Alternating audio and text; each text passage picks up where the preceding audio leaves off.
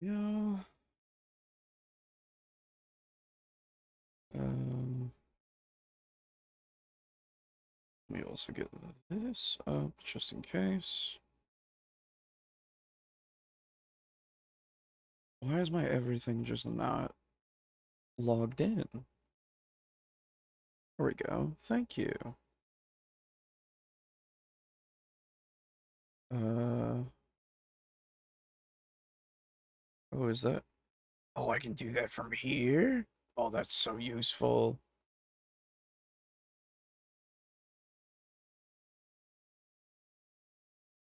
That's so useful. What the fuck? Okay, cool. Excuse me.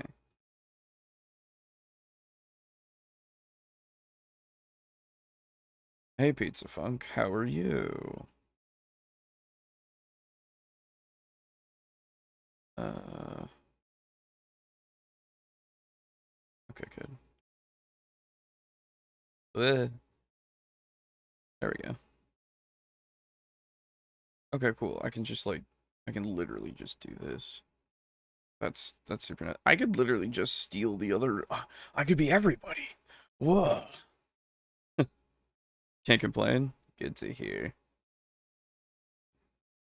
Uh,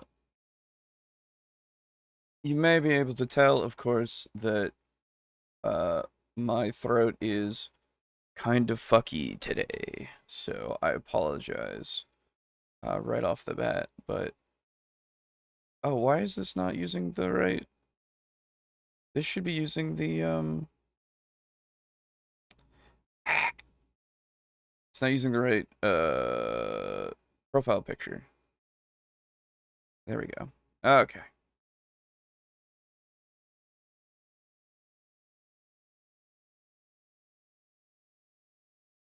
Hopefully. Oh, do I have to do like premium now to do? Oh no. Oh. Okay, no, we'll be all right, I think. Okay, everything's fine. I don't know. Hey, how you? Okay. Everything is okay. I promise. I'm gonna crack open a ginger beer, if you will, very quickly here because I have found that I enjoy ginger beers. They are not real beer. They are just ginger and whatever else. Sugar, ginger root, natural ginger flavoring, tartaric acid, ascorbic acid, carbonated water, yeah. I don't know. So I was watching like an alcohol, like a not um or like a fake alcohol tier list thing from Ethan Nestor, if you know. Everybody knows that guy, probably. Um and they were talking about ginger beer, and I was like, "Oh, that sounds interesting." And I tried it, and it's really good. Ginger beer, the most unsociable of beers. That's true, Dave. Hello and welcome. So, like I was saying, well, that helps a little bit. My throat's a little fucky today. Um, I have been using it a lot. I've been speaking quite a lot, so um, my throat has decided to stop being properly okay. But we will work with it. Hey. Anyway, it's okay. Well, welcome everybody to Table Talk Discussion and Discourse. I, as always, am your host, Alejo, aka Great on 95. Unfortunately, it is just me, and I don't know if I will be joined by my boys tonight. Well, I know I won't be joined by one, but the other I do not know. So we will see how uh, how our night progresses. I will be looking for messages if they should be sent to me. But regardless, good to be back. Hope you're all doing well. Um, Bit of news. Um, I am currently emailing Fourth Wall to try to get some of our stuff like fixed. Um you know how I've been talking about the keychains for a little while? Well, it turns out that the actual keychains, and I'll go behind the curtain here and show you what's going on with them. But so the keychains are in, quote unquote, but the keychains do not exist, kind of. So I don't know how well is this gonna show up. Hold on. Go into studio mode.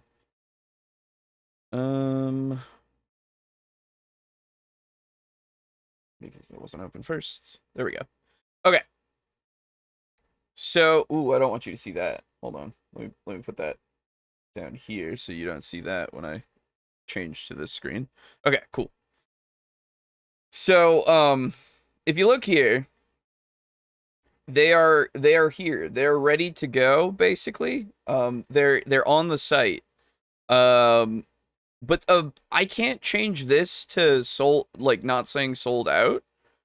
And I can't, and I was just told that the Boo keychain is like only digital, which is not what I paid for. And if I can't make this not sold out, then I can't put it up to be looked at and sold. So they're in technically, and I ordered this a long while ago. I will be honest, just to see how much it would be and everything. And then I got these two pretty recently. But yeah, I'm in talks with the Fourth Wall team, I guess. And if this can't get resolved, I'm gonna be really upset. And I'm gonna probably just be very upset. Because I don't know what my course of action is going to be. So, we'll see if this gets resolved.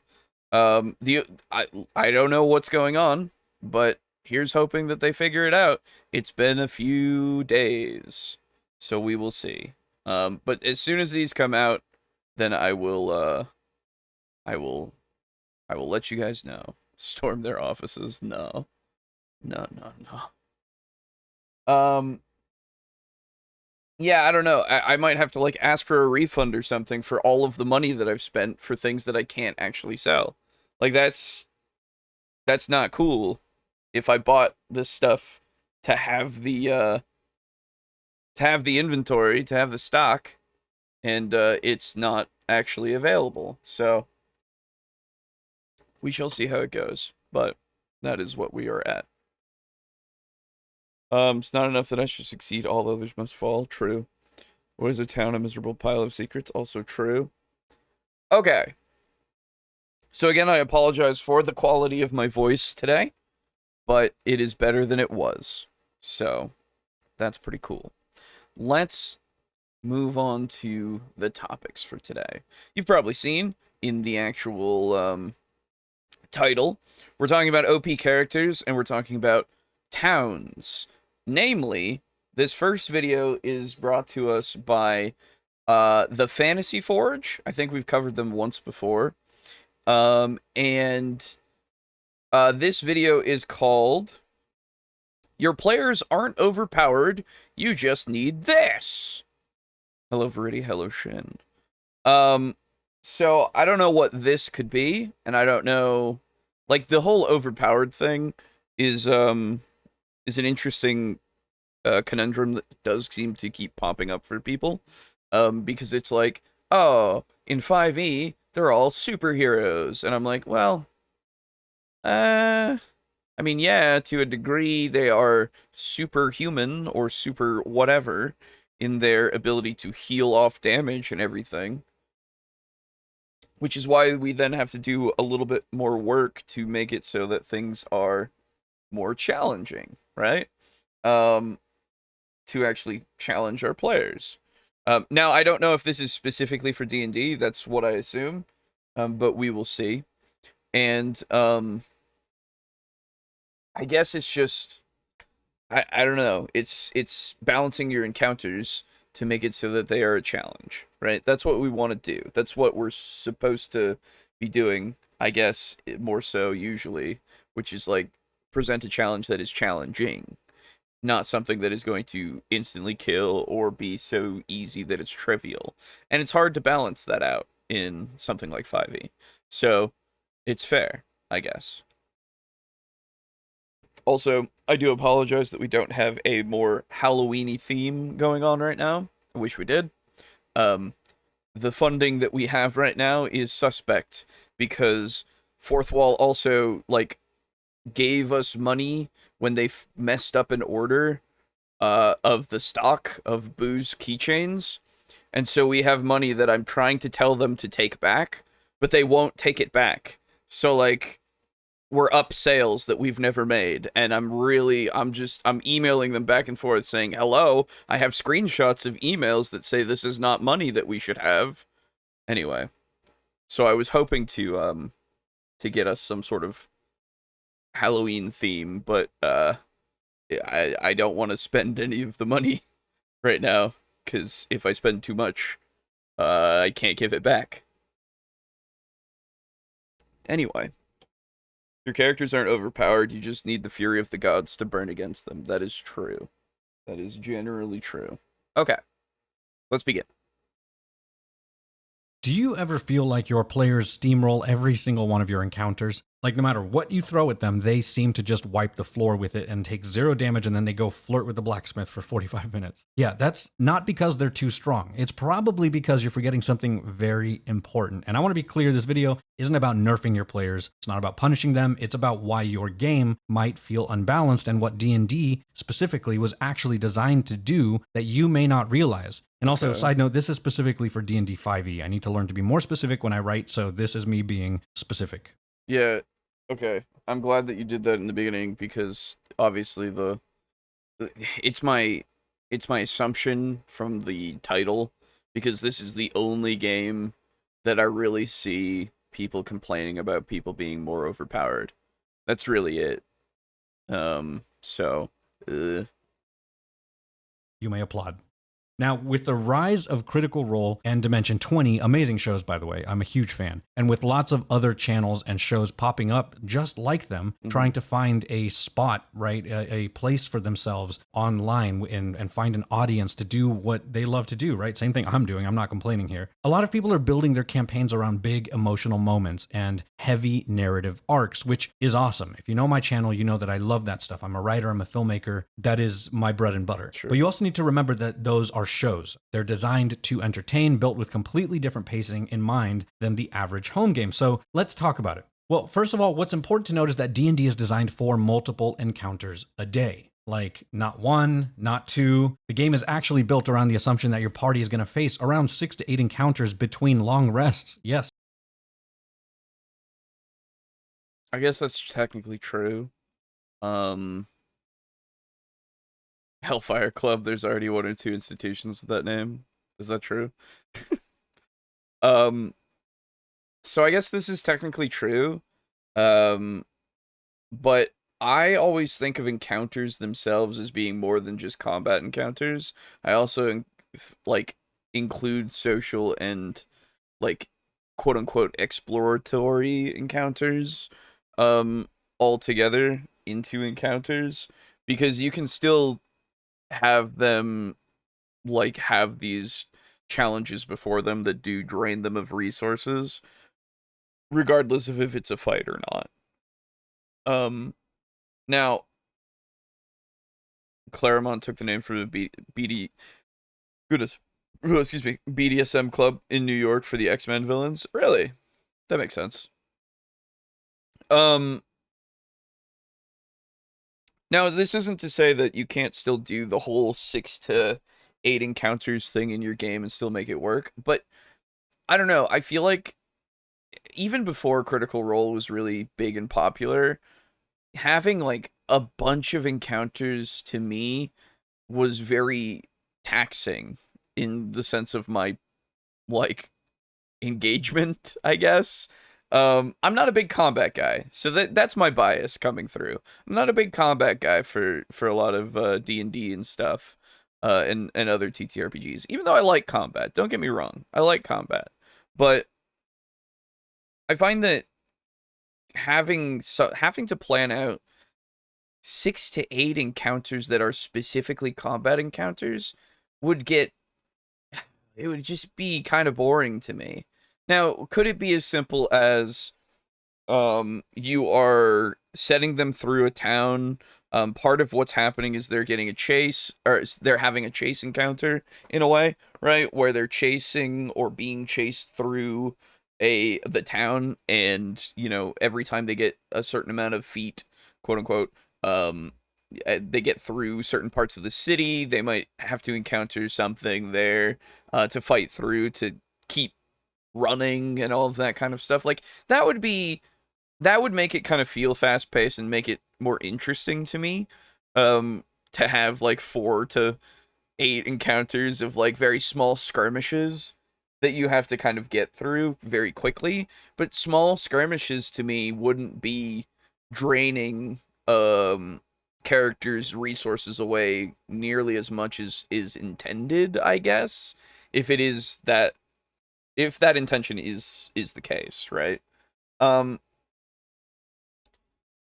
Also, I guess the only other thing that I can really see being kind of like, you can still stretch those out between multiple sessions as well, right? So you don't get a long rest until like 3 sessions later. You could have a couple of encounters in each session, and I'm just using encounters at this point is the combat encounter colloquial term at this point, just to make sure everybody's clear. Throughout your 3 sessions, you could have these combat encounters that happen that slowly do drain them until they do get to the point where they could rest, right? Maybe it would make it feel way too long, to be fair. I'm not sure. It really depends on the table, right? And what they're used to and what you're usually going for your actual pacing of sessions. But at least for me, and for what we do, if it takes like a week, quote unquote, of sessions, even if that's like bi-weekly or monthly, and then it's just like a week total of days that we've played, and then we get to actually rest or get to the next day, that's perfectly fine to me, as long as things are happening and everything is happening all the time, But then again, I just don't get bored usually in these kinds of games when they're not simplistic, I guess, is the best way that I would put it.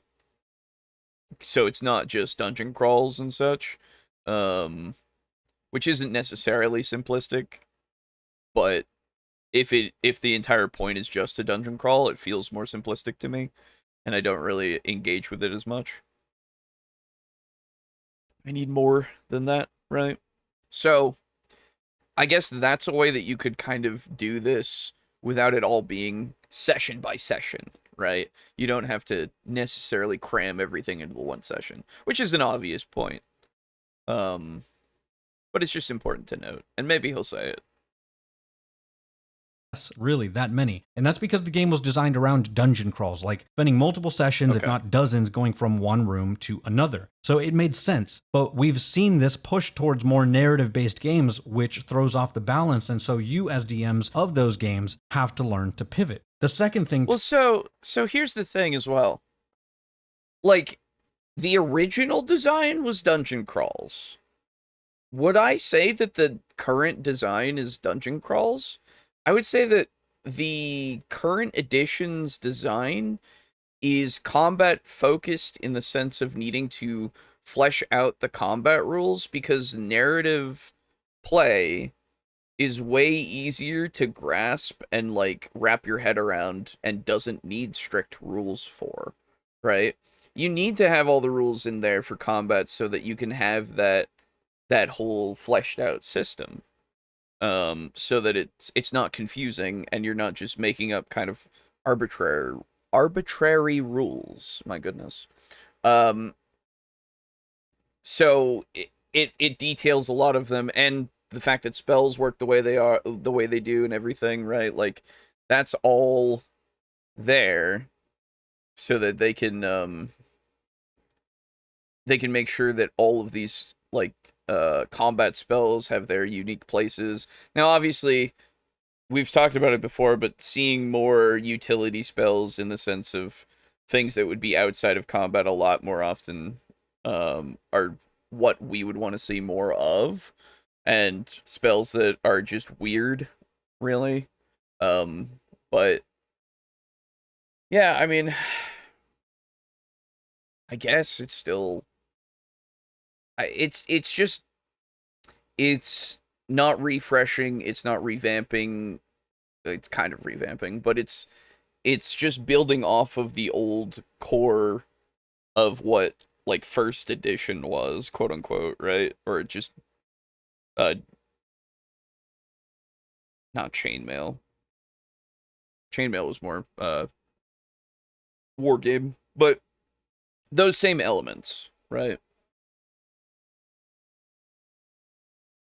To really note here is that narrative heavy campaigns often skip the grind. Narrative first campaigns where roleplay is king and every arc feels like a Netflix original, they're incredible. Again, huge fan, especially love Dimension 20. They're what a lot of us are striving for, and they're what actual plays have trained us to prioritize. Emotional payoffs, plot twists, big character moments. But when you run games like this, you're also stripping out something the rule set was built around, and that's the grind. In traditional dungeon crawls, players are pushed through gauntlets of combat and obstacles. They slowly lose spell slots, HP, items, energy, and all of that wear and tear is the pressure that makes every single decision that they make matter. But when you're playing a narrative heavy game, players have these deep conversations, and then they'll have one fight, and then a long rest, and then another big roleplay scene, and then another boss fight. And every combat is a cinematic set piece. And while that feels great on paper, it removes the very friction that keeps the tension alive in the game.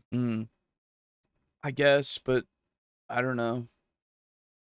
It depends on how you balance those encounters and everything, right? Because again, what you need to do is just pivot, as was already stated, from making it so that it is those grind heavy moments into now more visceral, quote unquote, I guess. More oh goodness, what is the my brain is not working right now. They're just harder hitting moments where the things are deadly, like more deadly, and you are having people go against things that are going to potentially kill them easier, I guess, right? Like, I don't know. We can't rely on the CR system, unfortunately. It's more, again, like going by feel a lot of the time and understanding how characters work and everything. But the intent, at least for the CR system, is to be able to challenge your players at any point in the game. Um, and then make it so that it's, you know, a standard challenge, an easier challenge, or a harder challenge, really. And so if you're going for harder challenges like all the time, every time you do an encounter, every time you do an encounter, then you could just go super hard at that one encounter, come back from it, but still be at that point of like near death at times, right? Now, again, it's hard to balance, and the dice do play a role in determining whether or not this whole thing is gonna go one way or the other, but it's just excuse me, it is just something that we have to kind of deal with. And with the actual plays, I know that they're meant for entertainment and stuff. They're meant to be shows and such. Um, I really prefer the actual plays myself, and this is just personal opinion, obviously. I really prefer the actual plays and stuff where they don't necessarily do like a big fight every time, and then the role play stuff. If it's just like role playing the entire time, I'm totally cool with that. Like, there's nothing wrong with that, just watching people talk to each other all the time. You're watching for them to interact with the world, I would think, not just for the combat and such, right? So I don't know. I like it when the actual plays feel a lot more um like an actual game, you know. I don't even I rarely watch D&D actual plays anymore. I really only listen to Call of Cthulhu ones now because they just are way more interesting to me because they don't kind of follow that script. They always feel a lot more authentic, in the sense of like being what you would absolutely experience in a Call of Cthulhu game, because it just all works better in presentation. Um,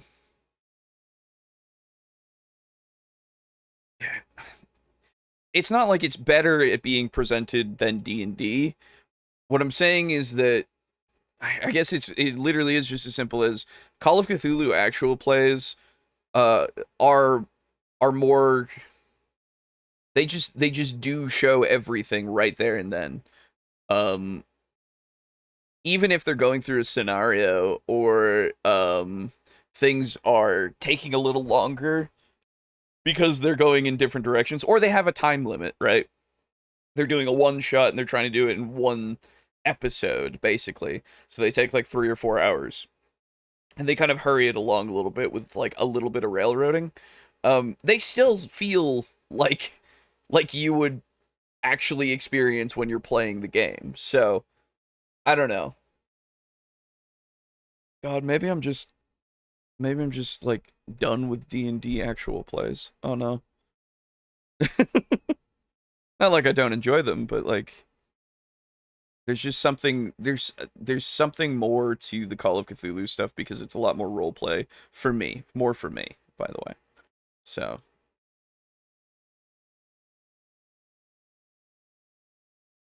sorry, a lot more role play while not like having to put in a combat encounter, I guess, you know? Because it is that you get that big role play scene and then you do get the combat encounter and all that kind of stuff. Like that is the format that you see for Critical Role and Dimension 20. Like I remember watching Dimension 20 and I loved it, but man, I wish they talked more. Every time they get to the combat stuff, sure, it's funny and neat, but like I really wanted them to just keep like role playing like outside of combat more. Because when there's no attrition, then there's no restraint. Players can cast their biggest spells in every single fight. Marshals don't get to shine as much because casters always have these full gas tanks, and then suddenly every encounter feels easy, and then you think you're doing something wrong. And it's not because your players are too powerful, but it's because the game isn't bleeding them dry like it was designed to. Now, let's talk about something else that we also forget, and that's that resource management is sort of the game's the hidden lever, if you will. True. Right? That resource attrition is the real balancing mechanic of 5e. I would argue that combat as well, like actually creating encounters is another part of that, but that's a whole other conversation. It's not hit points, it's not monster stats, it's what the party still has left to spend, and that's their spell slots, their rages, their bardic inspiration, their superiority dice, all of those things that exist in a system where players are supposed to feel the pinch over time. That's the lever. That's the thing that keeps the game tense, and if you're running one encounter per long rest, then that lever is not even going unused. It's just irrelevant. Yeah, so this is absolutely a good point because resource management is the name of the game, for sure. Like we've talked about it many times. Having your resources be actually utilized by putting things in front of them. And again, this is why I think of encounters as more than just combat, right? I think of them as every aspect of the game because excuse me, you in a social encounter might require the use of your skills and your spells and such in order to infiltrate something or just get your way past people or just get information that you need. While just general exploration quote unquote encounters, um you encounter old ruins with traps and such or puzzles that have been put into place because the fucking wizard got bored one day and was like, I'm just gonna make this whole place fucking weird, you know? Um, and so they have to use their spells, maybe even sacrifice hit points here and there just to get to something that could be useful for them in the future. And then you have your combat encounters, which literally are the most resource spending usually. Um, but when you design all these things, you're designing them for the player. I'm sorry, for the characters. You're taking into account what they can do and everything. And you're not making things like a specific answer. You can, absolutely you can, but you're also just saying, oh, well, they can do this, this, and this, and if they come up with something else, then we can do that too. If it doesn't use resources, hey, they bested me, right? Um, they bested my design, which is totally fair. Um, and yeah, I don't know, man. It's excuse me. I feel like I also don't mind when my characters that I'm running these things for do things without ever spending anything and then just blow it all when they need to, you know? Cuz I want them to succeed. And yeah, sure I want it to be challenging, but it's on me if it isn't, right? It's on me if I've made it too easy or if I've not done anything to really make them quote unquote suffer, right? I like to do combat, but I'll admit that my mind wanders off if I'm just listening to other people doing combat. Yeah. Not that my mind won't wander off anyway, well, fair. But yeah, so that's the other thing about like Call of Cthulhu combat. It's fast. It's like you do like two things and then you're done, right? And same thing for D&D, but there's a lot less to do in Call of Cthulhu and it's a lot more creative what I see a lot of the time um in the actual play stuff because they have to be a lot of the time because they're trying to figure out what the fuck they got to do because they don't have like necessarily powers to do shit with, right? So, I don't know. Again, my bias for skill-based systems shows. You're giving them too much, but never gets depleted. Whoa, okay, what is happening? Huh? Then of course things are going to start to feel unbalanced. You're watching a system that assumes depletion but Wait. Oh, this skipped ahead like a shit ton. What the fuck? slowly burn out. I mean, if you think about it, Okay, yeah. This... Jesus, why did it skip ahead?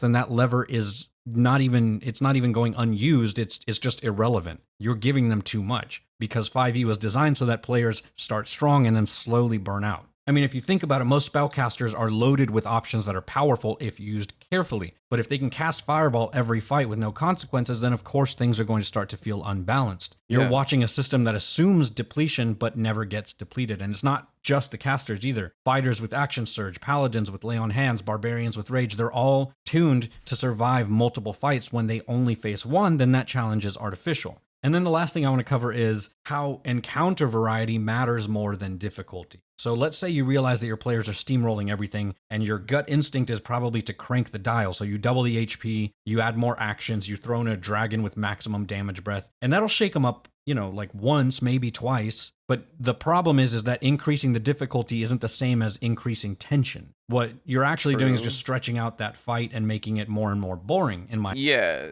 like we've talked about it many a time when we were talking with Peter for a while there, how you want to have it be varied with your enemy types and everything. You want to have your terrain varied. You want to have everything variable, if you will, because there's no, like, if you have just the one guy, the things can get locked down super hard, and then it just gets, if it's just a damage sponge, then it becomes boring because you're just going, oh, I throw the thing at it and it gets hurt a little bit, and then you go, yeah, it got hurt a little bit, and then you go, okay, let's keep going, keep hurting it until it died because it's taking too long, right?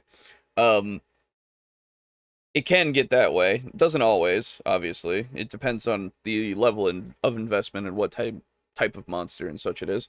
But usually having more than one monster in a fight, or an encounter, having more than one adversary, as I like to say, is preferable because they will have to change tactics during the fight, right? They have to figure out who to actually focus on, what to actually pick off first. That's the same thing. Uh, what they can use in the environment to maybe make things easier or harder. Um, what they have to maybe account for because of what the actual like enemies can do. So they could just change the state of the battle just by positioning differently, and then luring them with tactics into a worse position. Um, it's just better in that sense to actually keep people engaged, I would think. Um, it's why I still say that D&D is inherently tactical in its rule set, but your game itself may not be tactical. My opinion. What really matters is encounter variety, because when every fight is roll initiative, kill the bad guys, then the only way to make it harder is to inflate the numbers. And that doesn't create excitement. It just creates that excessive bloat. And the real tension comes from situational pressure. So these are things like objectives, time limits, moral dilemmas, terrain that changes, enemies that don't fight to the death, so they turn around and run away, and now you have a chase sequence halfway through the fight. Or situations where killing isn't even the winning condition, because maybe it's like a hostage situation, and you know the Thieves Guild doesn't want any bodies or anything like that, so you're not even allowed to kill. Or maybe you remove the ability to kill because you have to take their weapons away because they're going into a high security area where they had to relinquish all of their stuff. Right. So now they can't kill. And so it really becomes about changing their mentality and how they're going to solve specific situations, and what winning conditions look like in their brain starts to change. So one fight might be protecting a wagon that's under siege, and then the next fight is chasing an assassin across rooftops while you're fending off ambushes from his people or whatever. Whoa. Yeah. What was with the Displacer Beast cat? What was that? I don't... Okay. YouTube just won't let me say anything at all tonight. YouTube's been getting weird. I don't know. It's, if you're having issues with your YouTube, I know people were for a while, so I apologize, but I don't know. I don't know what's going on. All I know is that if it's not letting you do something, then I guess we'll hope that you can bypass it somehow. Making it hard to talk about tactics anyway. Oh yeah, fair. Yeah, because killing bad, don't you know? Even though you're watching a stream that's not marked for children, so don't worry about it, but whatever, I guess. Haha. Doesn't matter. All of these points are good. I don't know how old this video is. How old is this video, actually? Hold on. This is something that I should have wrote down, but I always forget to. Let's just see. Please don't autoplay. Thank you. 2 months ago. Really? Oh. I would have thought this was, like, way older. This feels very... Okay. I don't know how old this channel is, then. How old is the Fantasy Forge? They have 67.3k subscribers. That's not a small number. It's very strange to me that we are going through something so very basic, I guess. But, okay. Or you're trying to stop a ritual before the timer hits 0. So these things aren't harder, they're just more tense, and they engage different parts of the party, and they stop your players from falling into autopilot. I really hope that Fantasy Forge, I don't know what the avatar is supposed to be called, but I hope that Fantasy Forge here says something about maybe doing things over different sessions or something, because that's my immediate thought of usually how games go anyway, because you're not going to get everything done in one session, and if you're rushing to uh finish a session, like make a whole day go by in a session, I feel like that's a mistake, right? I feel like, and we've talked about it before, obviously, but I feel like not enough people take their time with this game and like let it last. You know, we go through these videos that are like, go go go, make it fast, make it faster, make it even faster, right? Um, and nobody really just says, hey, let it take the amount of time that it takes and have fun with it, because I don't know, like it just seems like people are really really like, and I know your time is valuable and everything, but I feel like making it an enjoyable experience should make it so that the time that it takes is fine, no matter how long it is or how short it is, right? So we don't need things to go too fast. We can just keep doing the thing. But anyway, I'm hoping. We'll see. Now, with all of that said, how do you fix this? How do you fix your players from being overpowered or from not having these things, right? Well, it just requires a mindset shift. You don't need to force your players through 8 exhausting fights in a row just to play 5e correctly, you know? You just need to reintroduce that pressure. You need to create friction between them and their power. So I would say start by sprinkling in smaller, low stakes encounters. Not everything needs to be a boss fight, even a pack of wolves and then a collapsing bridge and then a cursed zone. All of that is going to eat away at HP over time and burn through their player resources. Again, the point here is to force choices. So maybe the wizard can cast Fireball, but should they? Because they don't know when they're going to get to rest again. And what if there's... Yeah, and the easiest way to do that is to just make it so that you don't end your session with a long rest every time. You make it so that it's not something that can be relied upon, right? And you don't, like, hurry people to actually do these decisions. You let them take their time, and you let them do their role play and everything for as long as they need to, for as long as it takes, right? They should call it artificial dumbness instead of AI. True. Oh shit, Gandalf cast Fireball and set the whole mine on fire. That is true. That is what he did. I've watched those movies. That's what happens in them. I've read those books. Gandalf, he's the wielder of the sacred fire, obviously. So like he casts Fireball all the time. It's crazy. Those books are really short. Cause he just casts Fireball all the time. It's pretty good. But yeah, so just let things not linger. And my brain said fester, and that's also a bad word for it. Let them, I'm not gonna say cook, but you know what I mean. Let your games, I guess, happen naturally. That's the best way that I can put it right now, because my brain can't think of the right word. So that when you're going through, that everything is simmer is close to cook for sure. But just let it be natural, so that everything doesn't feel like it's being rushed, or things let them marinate. Yes, exactly. Let it feel like everything is I don't know, real, I guess. I don't know. Because, like, it doesn't seem like we do that as much, because of everybody saying, oh, it's so slow, make it fast.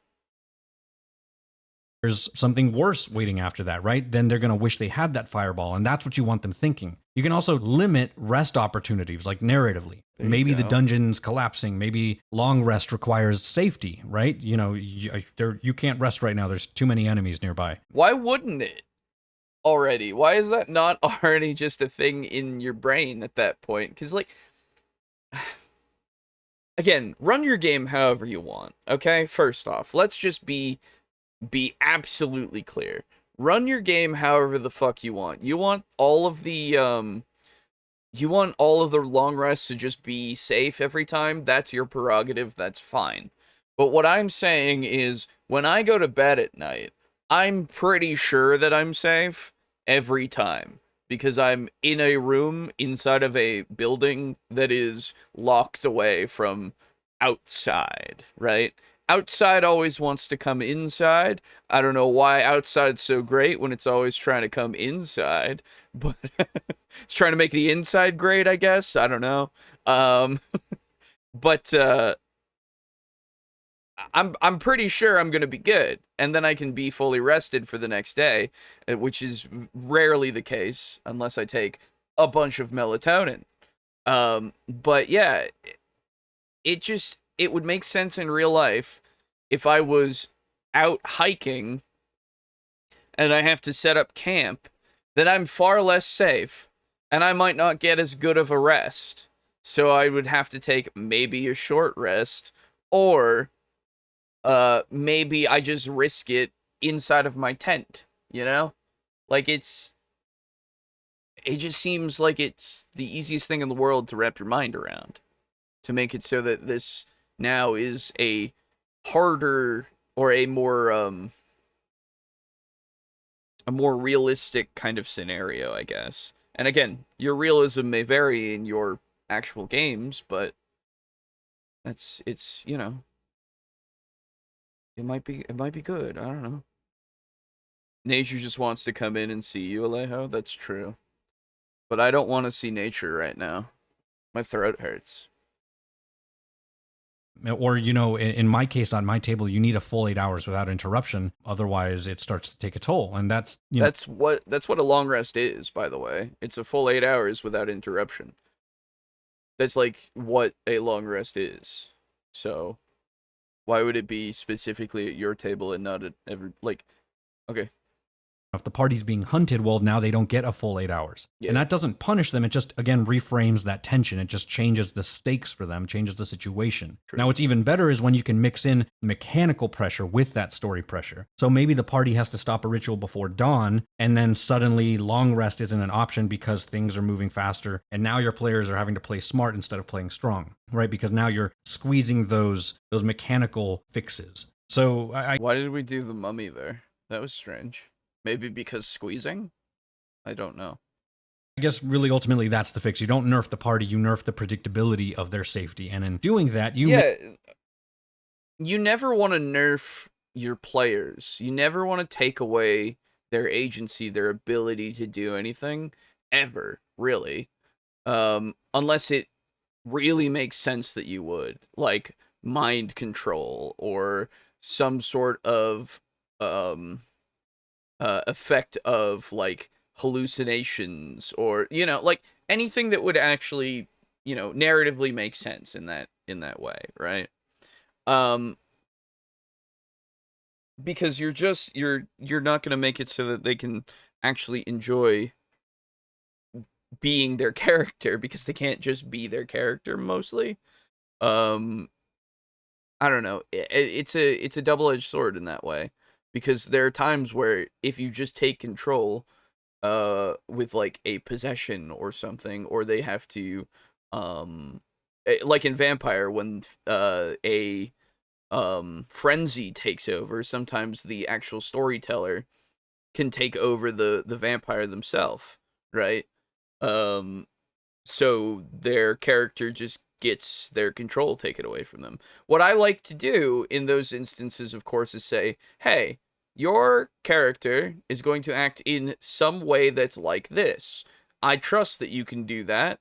So please, if you would keep that in mind, start going this way, just to make it so that it's their decision and everything, and also to make them feel horrible. Oh, your character real thirsty. They gotta eat. They gotta eat that person right now. Drink them up. Drink them dry. You need that drink right now. Maybe it's not that person. Maybe it's your friend. I don't know. But you need to drink something right the fuck now. Right? you influence them rather than completely take away their agency. And then, yeah, making it so resting is actually limited in certain ways. Make it so that you have the risk reward kind of play style of like failing forward. Oh, you don't necessarily do it this way, but you can still get through except something has happened, right? Making it so that challenges will probably require some sort of resource cost, whether it be health or a spell slot or some item that they might own of some kind, to actually utilize. And then time is the greatest thing that you can use because it's always moving forward. They can't stop it. They're not time wizards, and even time wizards can't stop time for long. So, making it so that you actually have to get somewhere fast or do something in a certain amount of time is always a good idea. Make every decision matter again, because now they're going to constantly be thinking, well, what if I need this later, or what other ways can I do this? What other the downside to that, though, of course, is that they never use anything ever. Just like me in Final Fantasy. Ooh, I might need that ether, not ether. Is it ether? I can't remember. The fucking shit. You know what I mean. The thing that like fully heals and gives mana back. I might need that later for the next boss. Oh, I might need it later for Mega Elixir. Thank you. I might need it even later for the secret boss. Oh, there might be a super secret boss. I might need it later for that. Right? So you can have that they never use anything when they should at some points. And obviously you're not going to tell them, the encounters and stuff. But if they're going to like choose to not utilize resources that they have, hey, that's another way that you've kind of made them less powerful. Because they're like, ooh, maybe I shouldn't. Because of the next thing. Although, again, it could be a problem if they just never use anything. It'd be sad. other ways can I solve X, Y, and Z without using this potion or without using this spell slot that I need? And ultimately, it's okay to love narrative. By doing this or by saying any of this, I'm not saying that you can't love narrative games. I'm just saying remember the system you're using. And if you come out of a session and you feel like they did too well or you're not challenging them enough, then maybe it's because you need to tweak some of the ways that you're setting up your sessions. If you love cinematic, emotional, roleplay heavy campaigns, then good, because I do too. That means, we're two of a kind. If your table thrives on those character arcs and those, those secrets and those tearful moments, that's incredible. But Dungeons and Dragons this clip is going way long. Sorry, but let's be careful here, dude. I know you have this video up and you're probably monetized and everything, but man, it's a long clip. Is a game and games have rules, so I'm not trying to restrict you, but creating that tension and the challenge and ultimate satisfaction, it all comes down to sort of a mix between the role playing and the mechanics. The issue isn't that you're telling a story, it's that you might be building that story on a system that you're not fully using, is really what I'm trying to get down to. So if you want your sessions to feel tense again, if you want your villains to land and your victories to matter, and you just feel like you just don't have a grasp, then maybe, try looking at the framework that you're using for your sessions, and just try to build something that's smarter, design more friction, let your players sweat a little bit. That's about it. That's all for me. So there you go. There's your video for this week. Forge on, my friends. And remember, the other red potion is a poison. Okay. Cool. Well, there you go. It's not a bad video. It's pretty good, actually. What I would say. It's just, I don't know, I guess I wouldn't expect it to be very recent of a video. I would expect this to be something that is like more of a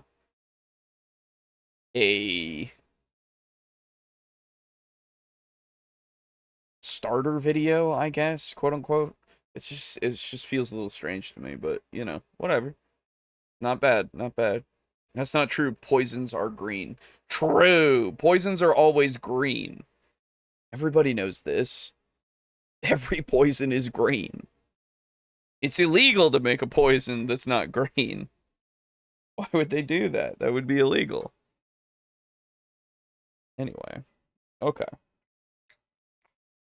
I open another ginger beer. And I hope that it soothes my throat more. Okay. Alright, well, so that was the Fantasy Forge. Again, your players aren't overpowered. You just need this. It'll be in the description. It's a good video. I would recommend you watch that if you actually, you know, want to have it retained in your brain. So go watch it. Absolutely. We'll move right along here. This might end up being one of our shortest episodes yet, just because my throat hurts really bad. Not really bad, but like, it's not great. And it's just me. And if this next video is just good, well, we'll be in trouble, because this is also from a creator who's usually just good. When you run, there we go. Okay. The green is actually a dye they're required to add so people know it's poison. It's like the scent they have to add to carbon monoxide. Yes, exactly. It's illegal to have these things that are deadly and not somehow make it so they're evident. That's why poison is green and carbon monoxide is purple. We all know this. My goodness. That is a joke for those who have never even thought about carbon monoxide. All right. So this is Trekeros. Trekeros is the person who has made that revamped CR page. It was a great video. It was a great little tool. Revamped CR page for 5e, and has done just a bunch of very good changes to D&D. These videos are always a blast. We'll see if there's anything new here that I would love to know. Is this Freyrun? The show that I should watch at some point that's an anime? Because that looks like the elf girl, I think, slightly on the left there. I don't know yet. But anyway, we'll see if there's anything else to like discuss about towns. I'm excited to know secrets, because towns are a little difficult for me. Because towns are very... I like making towns. I like making places, but I'm bad at running towns or cities, because you have to have a bunch of people who all have their own lives and stuff. Obviously, not all of them matter, so not all of them need to be named and everything, but I have this thing in my brain where it's like, hey man, you just want to make this really cool, so like if anybody goes and like talks to somebody, that would be sick, right?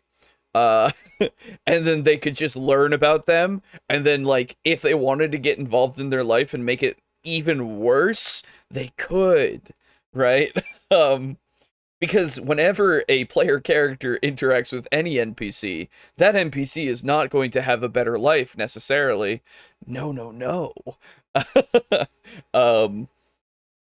But no, so like having pre-established like shops and such, as well as locations that are important to whatever overarching narrative I might have, or just locations that might be of general interest, are things that I like to include.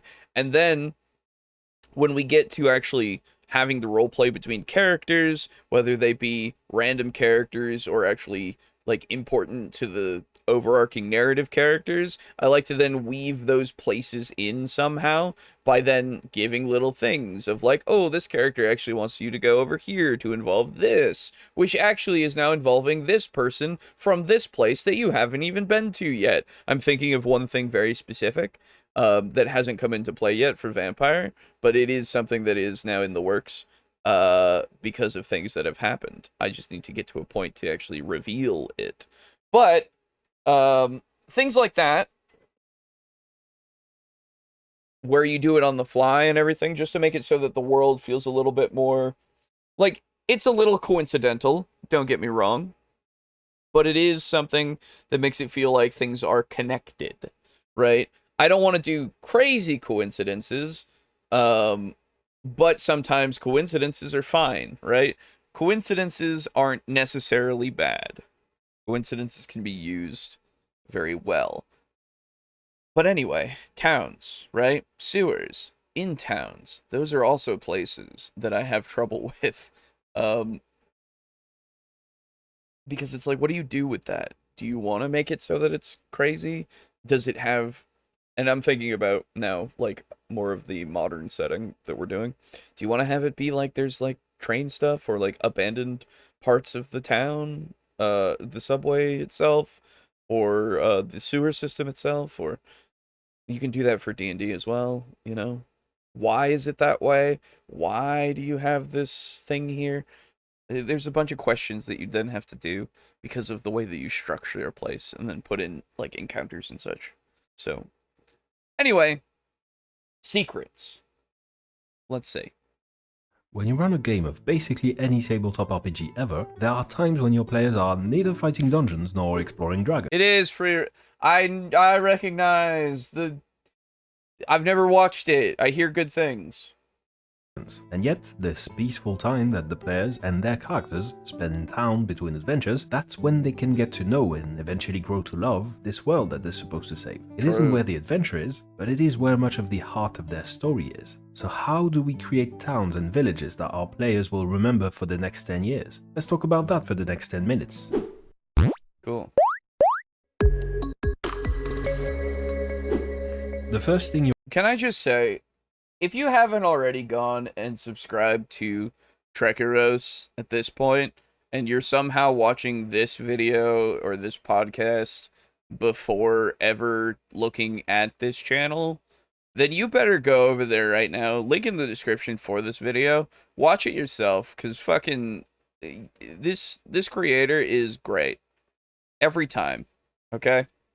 Every time so far that I have seen. There might be something at some point that I have not seen, but regardless, I'm gonna be pretty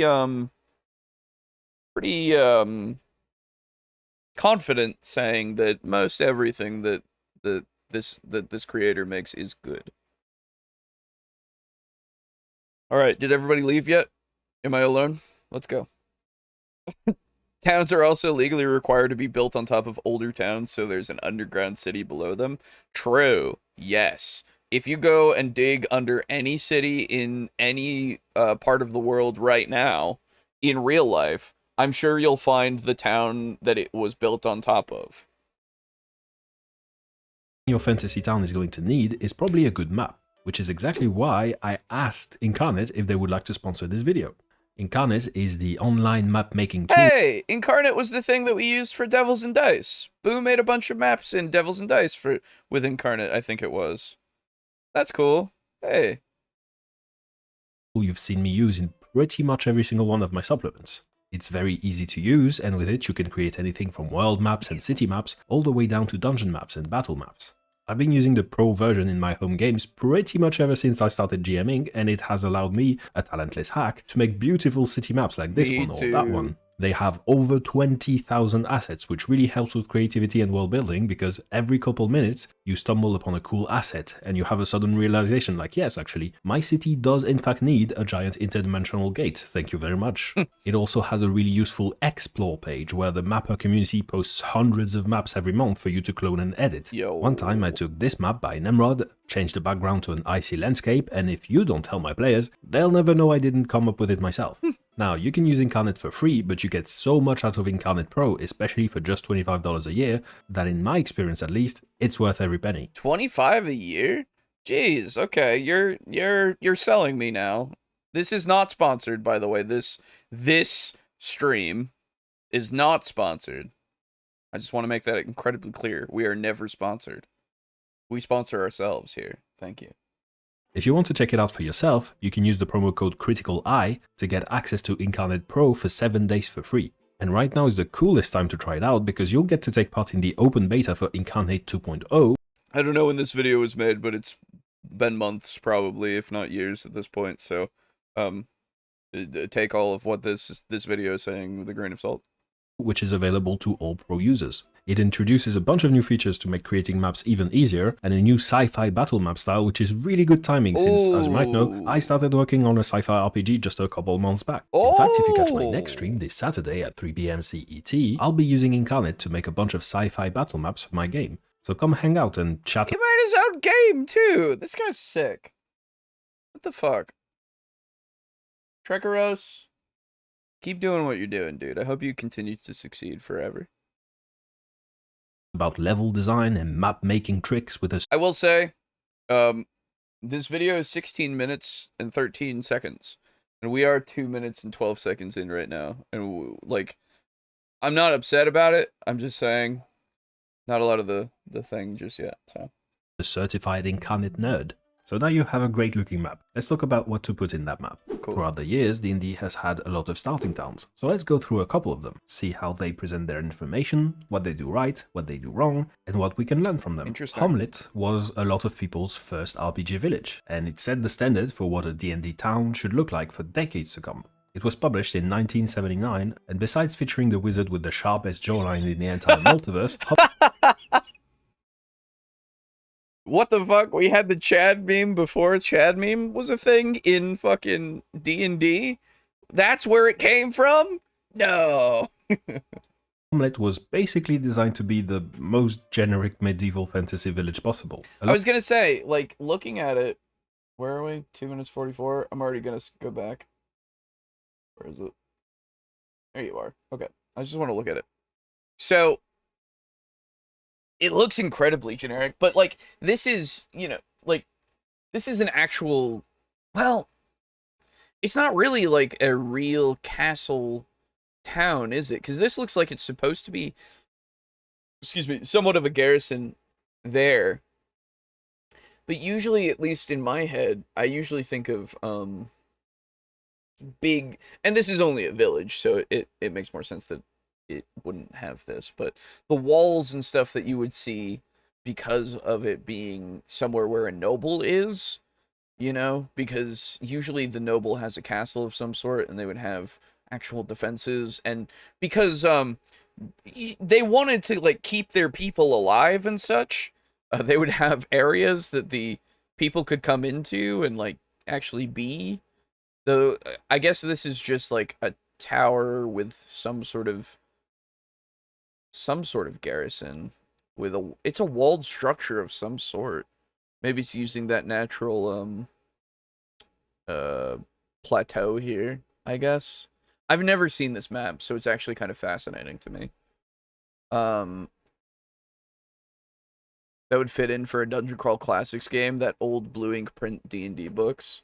Yeah, dude, it would. I actually I enjoy this blue, the blue and black.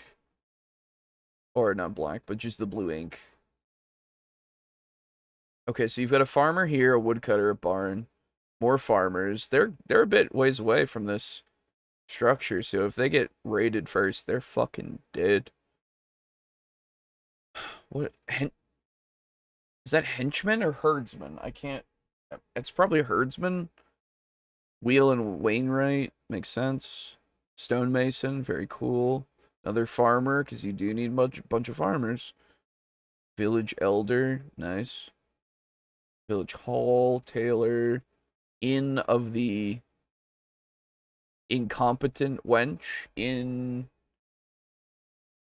That's not what that is. Is it the welcome wench? It's the welcome wench, probably.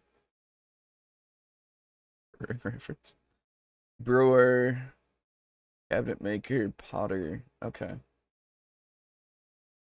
Cheese! This is just cheese. The Teamster, yeah. This is, if you play any, city builder games, like, most of these things are just what you need in your cities. Honestly, playing a lot of city builders has made me, like, think of cities in a different way. Because it's like, oh, you need this and this in order to make this, in order to keep the people happy. You need to have varied goods and all this kind of stuff. Like, it makes you actually think about all of that, and it's pretty nice. The one that I really like to go back to here and there is called Banished. Banished is pretty simple.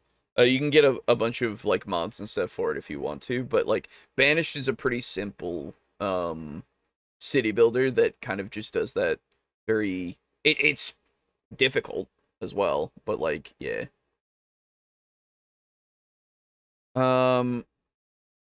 Village of Hamlet. Yeah, that's a really old AD&D module. Yeah, that's what he said. Yep.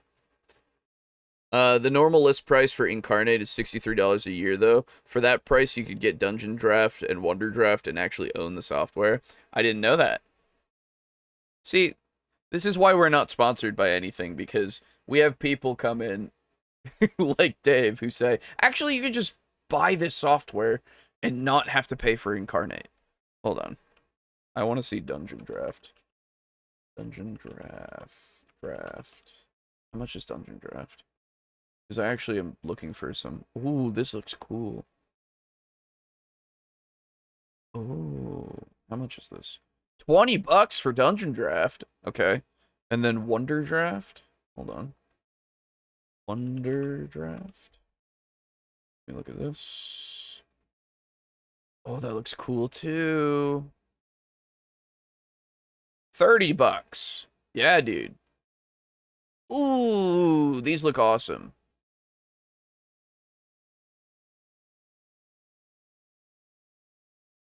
All right, I'll keep these in a separate window for me to look at later to be irresponsible with my money for. So, let's continue. We were here-ish. In the village include some variation of there is nothing of interest to adventurers. You have a vid reviewing Dungeon Draft? I'll have to go and look at it. Hell yeah. Cool. Thank you, Dave. Here, but you still get an exhaustive list of every potter, leather worker, farmer, and the number of children they have. It's not that Hamlet doesn't have a story to tell. There's a moat house just outside of town, and the player characters will, maybe, clear the bandits who've taken it over. That's what it is. Okay. It's a moat house. Neat. But just in case the players want to do literally anything other than this riveting adventure, the book tries to be prepared for their shenanigans by making sure you, the GM, know where each and every single villager hides their life savings of 9 gold pieces. It's medieval fantasy with a strong emphasis on medieval over fantasy. True. This is not necessarily bad, mind you. Using Tolkien's blueprints about what that sort of village should look like makes it immediately familiar. Movie. The Lord of the Rings 1.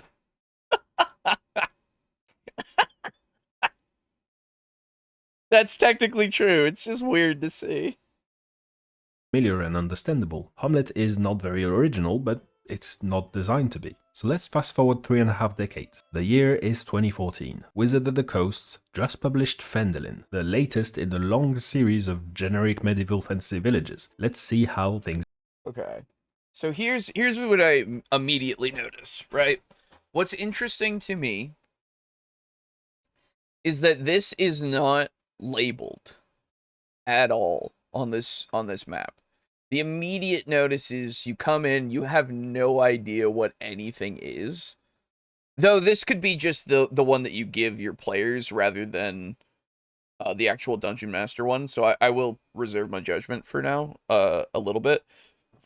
But I would say, if that's not the case, this is, it's already not great for a map. And I will say, can we just... Okay, sorry. This has now become Review the Maps, the show. Hold on. So this is 345. Hold on, let me actually write that down so I don't forget. 345. Okay. Dungeon Draft should be a Dwarven beer brand. It should. Let's go back really quick to... Oh, where is it? There you are. Does it feel like, to you guys, that this is... It's stylistically more interesting than... Hold on. Than this? these, like, the actual, like, drawn buildings and stuff seem flatter to me. Like, all the edges and stuff seem way weird. I don't know, something about this seems worse to me. And that's very strange. Like, seeing them kind of side by side. And that might just be me. Don't get me wrong. I'm perfectly happy to concede that this is just me, but like looking between these two maps, I way prefer, like, you can see the shadows kind of a little bit. It's a little off here and there, but like there it looks a little more shadowed because of this. And it doesn't necessarily like it makes me actually feel like I'm looking down at something, whereas when I look at this, it's like, oh yeah, there's a little shadowing here and there, but like this just kind of seems like it's just like a tent, you know? Little sterile. Yeah, that's the best way to put it. Yeah. It looks sterile. Or if you want to be interesting with your word usage, sorry, your word pronunciation, sterile. We left these roofs on the ground. That's true. Let's see how things have evolved. There's a couple big improvements here. First, we only have information about the important NPCs in the village. I wouldn't call that an improvement. I want to see every single person that lives in this fucking thing.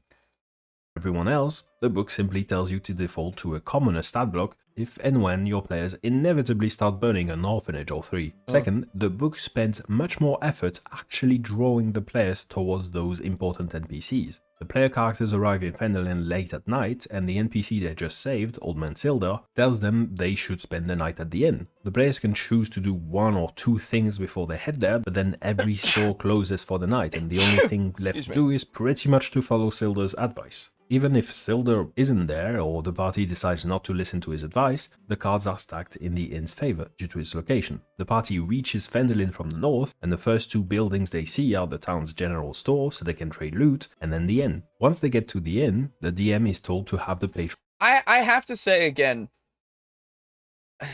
since that's the only map I've been shown, hold on, let me make sure before I say something. Fandolin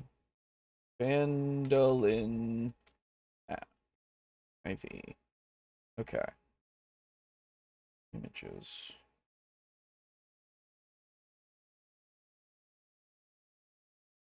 Okay, well, this is somebody. Okay, so hold on. These are all edits on like Reddit and stuff that I'm getting. I don't know if these are the official maps. Oh, jeez. How do I...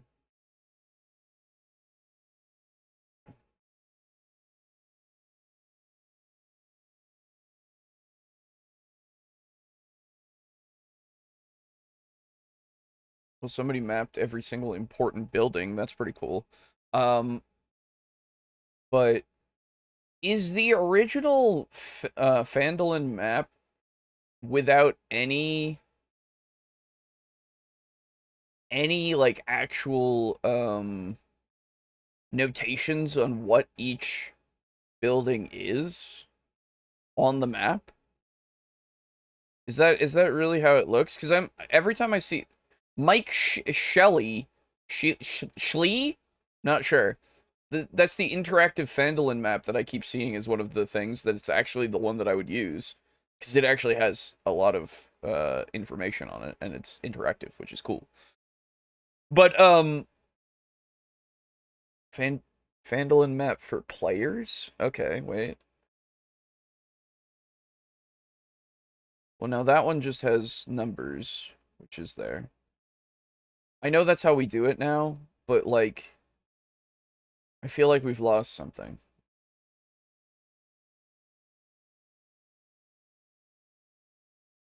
I feel like we've lost the... I don't know. I feel like we've lost something with those maps. With that map specifically. I don't know. I don't know. I don't trust that north entrance. I think we better circle around and go in from the south. True. Patrons of the inn share rumors about every single one of Fendelin's important NPCs, and each of these NPCs is related to one side quest. Sure. So here we see a pretty fundamental evolution of the role the town fulfills within the game. It's still a very mundane village, and again, that's on purpose, and it's completely fine. But now, instead of pursuing realism as a goal, Fendelin treats realism as just one tool among many, which helps it fulfill its actual goal, which is pointing players in the direction of where adventures can be had. So what's the next step? We've gone from Hamlet to Fendelin, but what is the next evolution of the RPG town going to look like? Well, here's another thing that happened between Hamlet and Fendelin. Video games have become a thing. So today, we pencil pushers of the tabletop RPG world don't really have a monopoly on RPG towns anymore. And because of how much more popular video games are, computer RPGs have had to iterate and innovate at a much faster pace than tabletop RPGs. So if you want a sneak peek of what tabletop RPG towns might look like in the next 15 years, a good way to do that is to look at how computer RPG towns have evolved over the past 15 years. That's actually very interesting as a point. I hadn't even considered that, but it is true. They will have to just take from what they've been seeing being done here, because this is stuff that everybody's kind of used to at this point. Like, and it's not a bad thing at all. I feel like taking your inspiration from the innovations of the other market, quote unquote, is the smartest way to do it. So hopefully we see that. I don't actually know. I've not looked at an official town in a good long while, so who knows what they've done in current year. This is Whiterun from Skyrim. It is one of the most generic looking fantasy villages of all time. Yup. There's an outer wall, wooden houses, a castle at the top of a hill. I have seen medieval villages in real life that had more personality than Whiterun. And yet, if you ask people who've played Skyrim what their favorite city is, the results look like this. I was gonna say it's Whiterun is Whiterun. by far the most popular city in Skyrim. Whiterun is the most, like, defensible city in... Well, that's not true. But it's one of them. Riften is because of the Thieves Guild, probably. Solitude's the one that I would say is probably the most defensible place. Solitude is absolutely... probably my favorite. But they, like, look like actual medieval kind of towns, right? They're not cities, usually. I mean, they don't feel like cities. Yeah, it's also incredibly small for what it is. That is true. Like, don't get me wrong, Skyrim's a fun time. I haven't played it in a good long while, because one day I'll do it in VR, and that's the only time I'll play Skyrim again, because then I can actually decapitate, all of the everything in front of me. But that's the only way that I can really enjoy that experience again. But yeah, it doesn't feel like it's a very big place. Like none of the only thing that feels large is outside of towns, really. Because everything feels very condensed for sure. I remember when humans always used to build their towns with all the doors on their big facing their buildings facing south. That was kind of weird. Hey, dude, it's important, okay?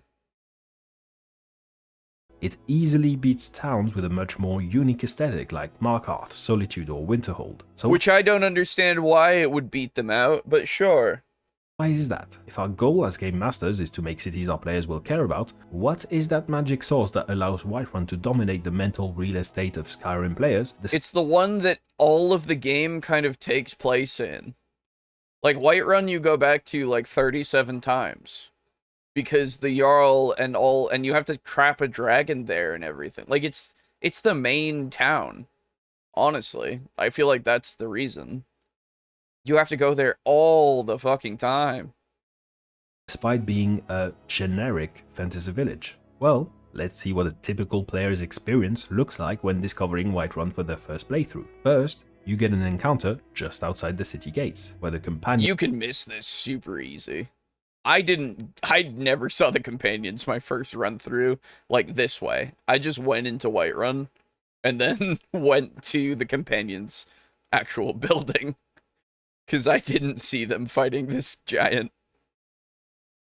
minions are fighting a giant. If you help them, they'll congratulate you for being brave like them and ask if you'd like to join their ranks. So you get one of the biggest side quests literally right at the gate. Once inside the gates, you see an Imperial soldier talking with a blacksmith and requesting more weapons for the war effort. The blacksmith retorts that she's already busy And if you miss it, they still call you a coward. It's true. Those fucking wolves always calling me a coward. I just, like, looked over and saw it for, like, a second, and then they went, "Ah, you made eye contact! You coward!" It's like, oh, okay. Yeah, dude. Sure. and that the soldier should ask a second blacksmith for help. This is mostly just exposition, but just in a few short sentences, you've learned that Whiterun has 2 blacksmiths, and that in the Civil War plotline, it is siding with the Empire rather than the rebels. Then you climb the stairs to discover the holy Gildergreen tree, and next to it, you hear Amren and his wife talk about the family's heirloom sword, which was recently stolen. Did this happen with other people? I just ran through, because it's Skyrim. Not to say that I wasn't interested in the world or anything, but Whiterun did not catch my attention like this. I didn't really walk around Whiterun much. So, and plus there are just shit kids everywhere that just yell at you. They're like, "Ah!" And you're like, "Shut up, dude." I walked around fucking Riften, and then I walked around fucking Solitude, and I walked around fucking Markarth. Absolutely, I did that. Those places looked cool. I wanted to walk around them. This was like, oh, look at these houses. Wow, that looks alright. Okay, cool. Guess I'll just go see the Jarl. If you talk to Amren, he'll ask for your help to retrieve the sword. The main difference we see here is that Whiterun is not afraid to spread its exposition over time. Do you ever get to the Cloudtop district? True. Instead of strong-arming you to the local tavern, shoving a quest board in front of your eyes and speedrunning through its exposition, Skyrim gives each plot hook its own encounter, its own time in the spotlight, so it can present those plot hooks in the most interesting way possible. And that's just for your first trip to Whiterun. But when you return to the city later, you'll find a completely different set of encounters. At the city gates, you'll now hear about the Alejo warriors. At the holy... That is true. You always hear about them, because they're just right there. If it's right in front of you, you don't miss it. But everything else, I did not pay attention to, really. I didn't even know there was, like, some sort of sword that you can get back for people. To be fair, I don't know. Skyrim didn't immerse me that much. When I played Oblivion, I never finished Oblivion, by the way. But I've seen the end of Oblivion, so don't worry about that. But in Oblivion, they got me right off the bat. They were like, "Hey man, you're a prisoner and shit. Go protect Patrick Stewart." And I went, "Oh, this old man is talking to me like I'm important. Oh, interesting." I don't know. The big, like, dragon coming in and everything was, like, cool in the trailer and everything. But then it was just like, when you actually do it. Yeah, I had the giant send me to the Cloud District a few times. True.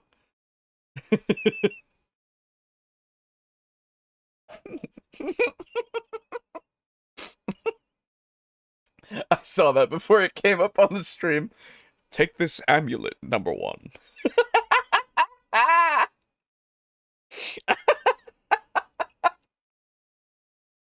Oh, I appreciate you, Pizza Funk. Thank you. The Gildergreen tree, you'll find the local priestess trying to heal the tree. And this continues throughout the game. Skyrim... No, see, the reason why I didn't talk to the priestess who's trying to heal the tree... Spoiler, Sean B neither dies nor does he betray you. Yes, that is true. The reason why why I didn't pay attention to her, like, trying to heal the tree and shit, my, like, first time through, was because you got the fucking crier there for Talos, who's like, "Oh, Talos! Love you, Talos, man! You're so cool! Wow!" It really hurts to actually, like, raise my voice, but Regardless, like, that's what he's doing, and you just leave. I don't want to listen to that. I'm sorry. It was annoying the moment it started. Talos, fucking heal me with my everything. It's just like, Jesus Christ, dude. Makes an effort to continuously come up with excuses to bring you back to Whiterun, and it's usually not just to talk to an NPC so they can give you your next quest marker. Often the quest takes place in Whiterun itself. When you fight your first dragon, it's just outside of Whiterun. When you join the companions, they transform you into a rampaging werewolf and you have to escape the city while everyone becomes hostile. The Thieves Guild has you poisoning a honeymead brewery. The Civil War gets you to either defend Whiterun from the Honeymead Brewery is, like, away from Whiterun, though, I thought. Or am I crazy? I don't actually remember. a siege, or take Whiterun by force, depending on who you side with. And when it's time to finally confront the final boss of the game, you use the defenses on Dragon's Reach Castle to capture and subdue a dragon. Each of these... This is why it's the most popular one, because everybody has to do everything in Whiterun. And I will say that that's fine if you want. Honeybee is just to the south of Whiterun? Oh, okay. Yes, that's true. Okay, now I remember. Shit. Okay, cool. Anyway. But yeah, that's why it's the most popular. It's because it's the most visited, I guess. If people are... I guess that's why it's the most remembered. Because I don't know if... Excuse me. I don't know about it being the most popular. But... I don't know the sample size of that graph that he showed, to be fair, so... We'll see. Shows you the city in a different light. You don't just grow to love Whiterun because it's a nice town, you grow to love Whiterun because the narrative designers of Skyrim made sure you would experience a lot of fun adventures in and around Whiterun. Odds are, this city is where you'll get your first title of Thane, where you'll discover you're the Dragonborn, where you get your first unpaid intern and where you buy your first house. It's not just a generic fantasy village anymore. It has become the place where you have a lot of fun memories. It has become your generic fantasy village. The purpose of the town within the game is still very much to give players a place to sell their loot and give you some respite between adventures, just like Hamlet. And it also tries to deliver adventure hooks as efficiently as possible, just like Phendelin. But where Phendelin thought that being efficient meant giving players your adventure hooks as quickly as possible, Whiterun thinks that being efficient means presenting each adventure hooks in the most interesting and appealing way possible. So here's the thing with the whole, like, Phendelin giving a bunch of things as quickly as possible. Actually... He's right, technically. Let's be fair. Phendelin rumors. We are. Yeah, there it is. Okay. So. Oh, this doesn't give me what I'm looking for necessarily. No. Okay. This was Lost Mines of Phandalin, right? So Lost Mines of Phandalin or Phandelver? Yeah. Okay. Yeah.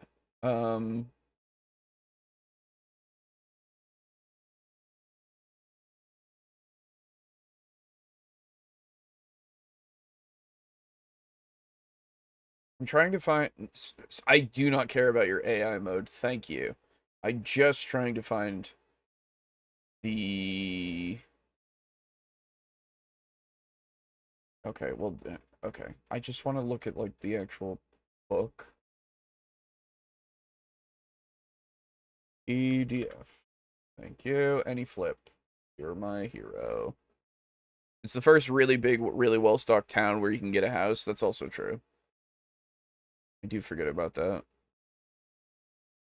You just kind of get it immediately. It's crazy. You kill a dragon. I mean, that's pretty good, I guess.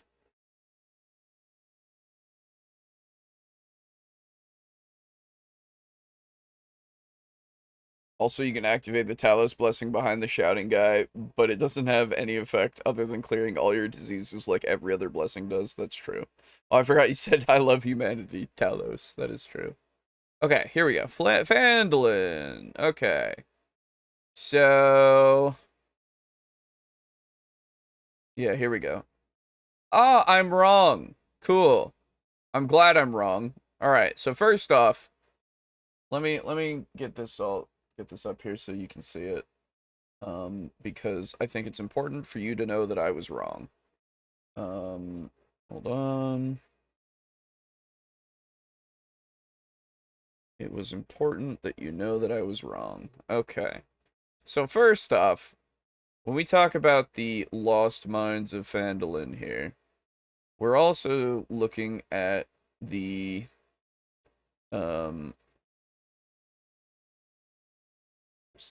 just sorry, this is gonna bug me. Okay. So what's nice about it, why is it like this? Why do you do this to me?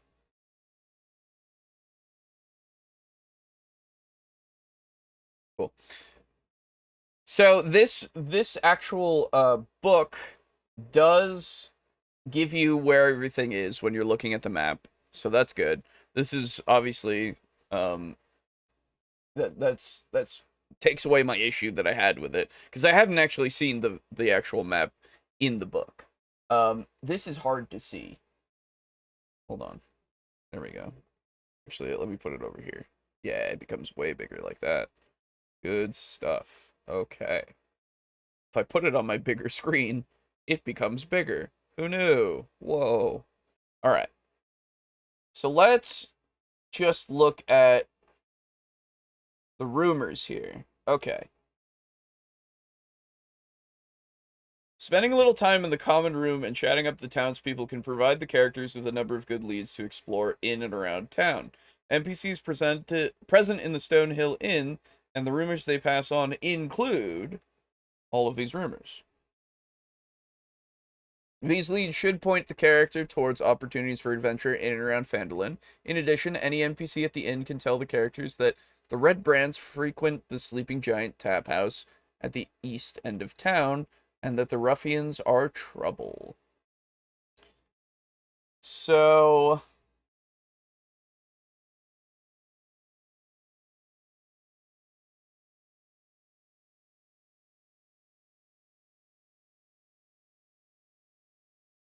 I guess, okay, yeah.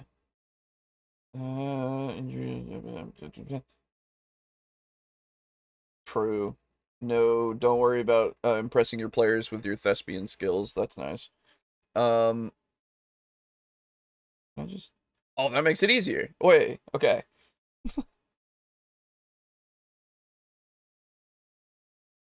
Imagine how it might be. Mug it up. Keep the game moving. Let the players steer their interactions.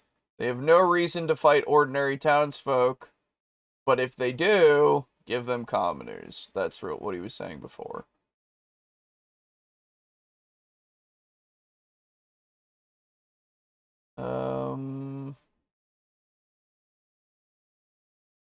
Okay, so it does absolutely go, hey, get them into the inn if you want to get them all of these rumors. What I would say is you could choose a handful here and there to put into the actual inn, but, you know, having them go along the road and potentially hear, like, overhear people talking about things outside would make it feel a little bit more, you know, interesting with, something like...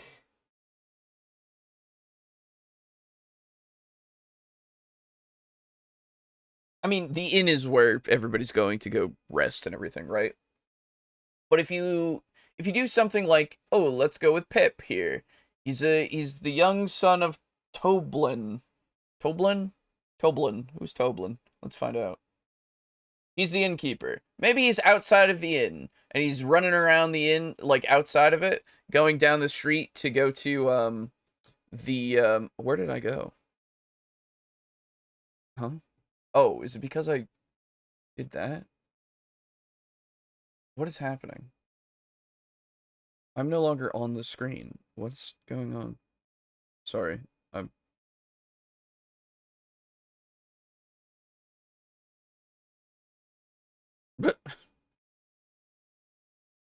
My thing just stopped working for no reason. Okay, cool. Great. Hey, it's just me. What's up? Uh, anyway, so I don't know when that happened. Right. So what I was saying is that you could have some of these people be outside of the inn, walking around the street, maybe sitting at like outside of a house, talking with somebody who's walking to somewhere else. The kid is running to the provision store, and is stopped by an older, person in the town. Maybe not like old as in older Oh, I'm back. What the fuck? What was that? Okay. Um, they could be stopped by somebody, an adult of some sort in the town to talk about some stuff. Because he's like talking about how or actually having kids just talk to each other in the street. They're like, "Oh, I have a secret tunnel." Oh, I don't know. You might want to make it so that things feel a little bit less thrust into their face, I suppose, is what I would say.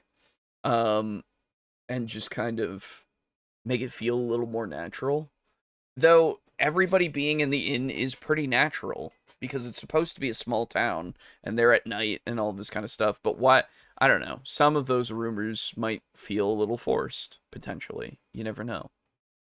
If you don't go through all the rumors, if it feels like you're forcing a bunch of the rumors, then go through and put more in the daytime, outside, around town, and all of that stuff is what I would say.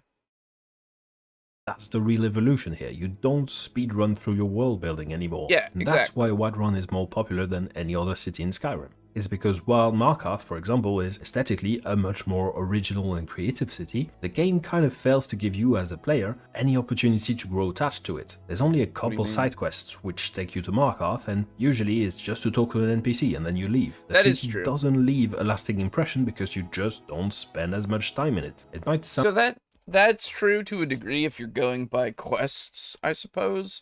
I don't know.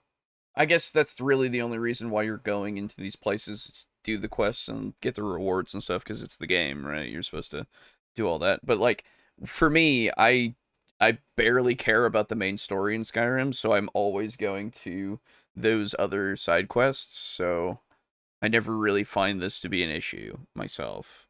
I find all the other stuff to be way more interesting because I don't have to... I don't want to go back to Whiterun because I'm doing the main quest at that point, and I don't care about the main quest. The main quest is kind of boring. You know? Mass Effect does towns pretty well. Yes, Mass Effect is great. I miss Mass Effect. I should replay Mass Effect. Depending on your route, excuse me, Markarth could be your first big exposure to those creepy blind elves. That's right. Yes, absolutely. And that's, like, pretty exciting. And they're all underneath Markarth. So you're doing a bunch of stuff there to get through and kill all the Falmer? Do I remember my nerd cred? Hold on. Falmer. Yes, Falmer. I remember. Sound a bit simple, but this is not just me making stuff up. There's actual science behind it. In psychology, this is called the mere exposure effect, and there's been many studies which have shown that the more times and the longer you show people a thing, the more positively they tend to react to that thing. Sure. For example, if you've watched a couple of my videos, maybe you've realized by now that, just like Whiterun, this channel's focus is on quality rather than quantity. Yes, and that it might is. just have made you click that big shiny red subscribe button. But yes! Wait, did I subscribe to him on the channel? God, I hope so. Hold on. I'm checking. God, I hope so. Whoa. That would be really embarrassing if I didn't do that. Rekiros. I subscribed to him with the channel. Okay, we're good. We're good. Everything's fine. If you haven't yet, go do it. If this is the first video of mine you've ever watched, you're probably not gonna bother, which is fine. I'll just get you next time. Now, Skyrim was a good evolution over Fenelin, but this game is almost old enough to play itself at this point. True. So how have RPG towns evolved since then? Now, we've had a couple of absolutely great cities in the past couple of years, like in Baldur's Gate 3, Cyberpunk 2077, Spider-Man 2, Lies of P, but all of those are giant cities, and in tabletop RPG terms, we would probably call those urban campaigns, which is a topic I think would need its own separate video. Ooh. If we want to talk about small fantasy towns which act as a downbeat between adventures, I think a much better modern example to look at would be Hades. The House of Hades. While Hades is a roguelike, it's also an extremely emotional journey for both Zagreus, the protagonist, and for the player. And a major contributing factor which gives this game's character is the hub that Zagreus goes back to every time he fails his mission to escape hell. Just like Whiterun, No, it's not hell. It's Hades. Thank you. My goodness. I know it's supposed to be hell-like and all of that. It's not. It's Hades. It's a different thing. Come on. is a place you will come to know like the back of your hand because of how many times you get to visit it. True. Those visits could get repetitive very quickly, so Supergiant Games had to master another aspect of good hub design: change. We already saw a hint of this with Whiterun. If you participated in Skyrim's Civil War, for example, you would see rubble cluttering the streets of Whiterun to remind you of the battle where your heroics have decided the fate of the city. Witnessing the town change as a result of your actions and your decisions is a great way to get players engaged, but Skyrim kept it pretty minimal. I was gonna say, Skyrim doesn't really change much. It's unfortunate because you would think that the Civil War would actually do a bunch of change to the environment and everything, and like people would be in different places or not exist or all that kind of stuff, which is kind of true to a degree, but I don't know, nothing really does change in that game.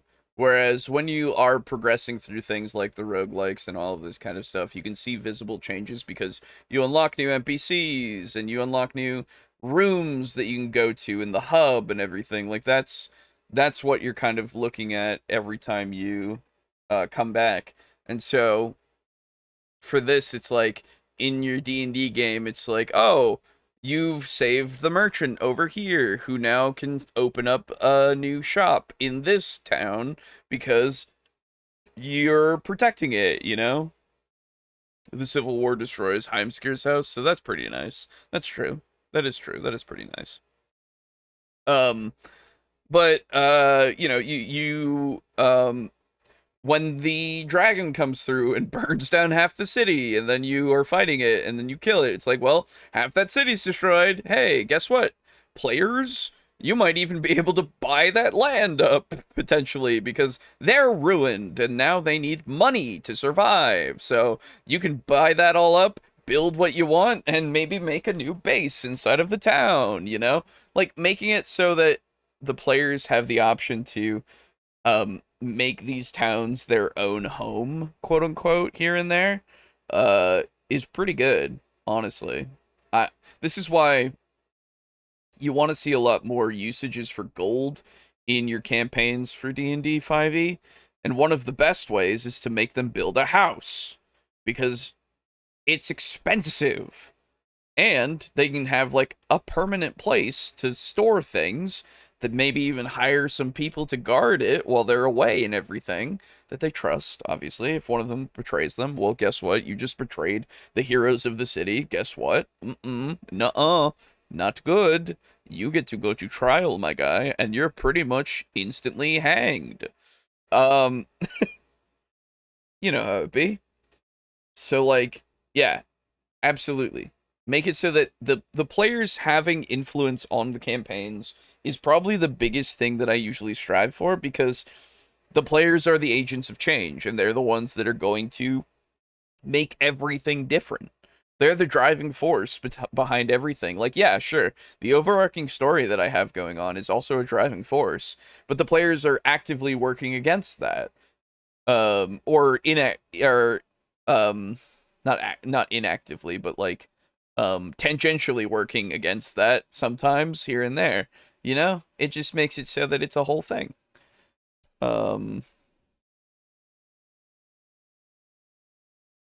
in Hades, they had to make it so every visit is unique, and to achieve that, they had to use a couple of interesting techniques. The most immediately apparent one is that the house is filled with NPCs who always have fun things to say about whatever Zagreus did last. But the key is that by accomplishing certain... Yeah, have the players deal with an HOA. Exactly. They build up their structures and everything, and then an HOA comes by and says, actually, hi, so now that you've made this, you gotta follow the things set in place actually for the neighborhood. So if you could just give us a little bit of money every month, as well as keep your lawn at about a 2-inch maximum and all this, then it would be great. Oh, hello. Hello? Oh, hang on. Hi. My shit is coming through my my monitor. Okay. Okay, try now. Hello. Hello. Hi. Am I in time or am I too late? We're nearly done. Shit. There's like 4 more Well. minutes of this video, so no worries there. It was good to Oh, see so you. another hour and a half. So. No, it's a Trekkeros video, so it's actually good. Oh, So it's okay. only been almost an hour. Oh, okay. Well, I tried. it's all good. The best time to buy And a house. I'm your third no. Yay! The best time to buy a house is when it's on fire. Then you can put it out and sell it back. That is true. Yes. Yeah. That is very true. Yeah, we're just watching the Secrets to Great D&D Towns is the name of the video. And basically it's the having everything point towards adventure, really. So God damn it. So I remember now this guy's he's kind of like a what the fuck are they called? They're from Primus. Yeah. You know what I'm talking Yes, about. the mech whatevers. I don't remember I don't remember what they're called. But anyway, his little avatar here reminds me so much of the Fleekazoid Minion Vance. I love Minion Vance so much. Yeah, man. There you go. Oh, God damn it. He's slowed down so much on uploads, and I'm so sad. But excuse me. But yeah, so far it's just been he's gone from AD&D's like original town that was put into like place, and then Phandalin that was like from the first like Lost Mines of Phandelver for 5e. Okay. And then saying, but actually now at this point they're probably going to be learning from video game design and all of that. Because it's rapidly innovative, because it's one of the most popular things out there right now, and so just try not to learn from like Skyrim towns, well, because so they're so fucking tiny. It's actually so actually he was saying the positives about Whiterun specifically was the fact that it has everything that's like the main quest stuff and all these side quests that you can find throughout that really give you a bunch of things to do that do involve that town and make it so that it is a special place in a way, right? Because you do come back and go back to it a bunch, so it makes it memorable and everything. That's like the good thing that he said. He didn't say anything about the size of it, which we were also talking about. Yeah, it's real fucking small. Yeah, it's too small. Yeah, but he's now gone into how Hades, the game, transforms the main place that you always come back to in the roguelike by having different NPCs and all this like different furniture and different like rooms and stuff, and everything gets unlocked and everything, just to keep it varied so that you're not bored of it all the time. Yes. Right. So but yeah, that's where we are. So let's see. Certain goals during your adventures, it's possible for new characters to join the House of Hades. or for the story and relationship with the NPCs you already know to evolve. As a result, there's always something to look forward to when you return, which helps ease the frustration of having your teeth kicked in by Theseus for the 8th time in a row. It's not like Supergiant Games just plopped a couple NPCs into the hub and then wrote 300,000 lines of dialogue for them. Instead, they very specifically set it up so what you do outside the House of Hades would influence what you see inside the House of Hades, and vice versa. So as a GM, when you're preparing your next adventure, make sure you ask yourself this: how can I reflect the different possible outcomes of this adventure in the party's home base? But you can even take it one step further and instead ask yourself, what are interesting adventures I could come up with whose outcomes would lead to interesting changes in the party's home base? For example, let's say your players are in Fendelin. One of the side quests your players could go on is that the Order of the Gauntlet wants them to clear the Netherese watchtower of the zombies that have appeared there. When the players get there, turns out the zombies have been raised by a necromancer. There's no ties to Fendelin or to the Lost Mine that your players are looking for. The only lasting outcome for this encounter is that the party might get some magical loot. So how about instead of zombies and necromancers dripped out of his fucking mind? Yeah, dude. The necromancer Who the fuck always looks so sick. Hold on, let's bring him. do they? Who is that guy's tailor? Because like that's like solid metal. Yeah, dude. And like plates in his robes. I know, it's fucking cool. Could you imagine that being like I'm sorry, I know this has nothing to do with the video, but That's like fine. could you imagine being that necromancer cult's tailor? Like Jesus Christ. Do they make enough money to be like, all right, so hear me out? Yeah, like who did he go to design yeah, do they that? have like a go-between? Yeah, yeah. Where it was like, okay, look. So we're not gonna kill you, okay? Just hear me out. And he's like fucking tied up to like a pole. He's got like his mouth gagged. It's like, look, we need some drip. Yeah, exactly. Okay? I got this note. This is like the 4th time I've had to do this. So if I swear to God, if you fucking run away or burn this, I will find you and kill you. And then you're gonna be a zombie. But take this note, go to town, tell like the best tailor in town to make this shit. Here's the money. Again, don't take it and run. I will find you. That would be hysterical. Like, great. hey, adventurers, there's a fucking group of necromancers out in the cave, down it's a really awesome cave nearby. You need to go and kill them, and then you walk in on that scene. Yeah. That would be very funny. Good. That would be pretty good, yeah. Yeah.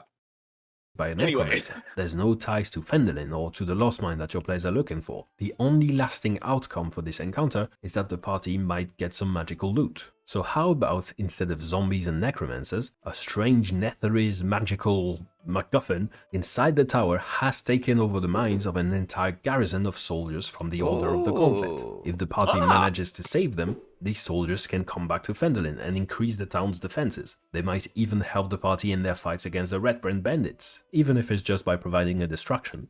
Now, the side quest actually ties back into the main plot, but more importantly, it has a long-lasting, visible effect on the village of Fendelin. Whenever they come back to town, your players will now get greeted by some of the soldiers they saved, just because that's who's on guard duty now. It's much more personal than just a pile of magic items. The second technique used to bring change to the House of Hades is going to sound very foreign to my millennial viewers. As it turns out, owning the place where you live can be kind of fun. I was literally talking about creating your own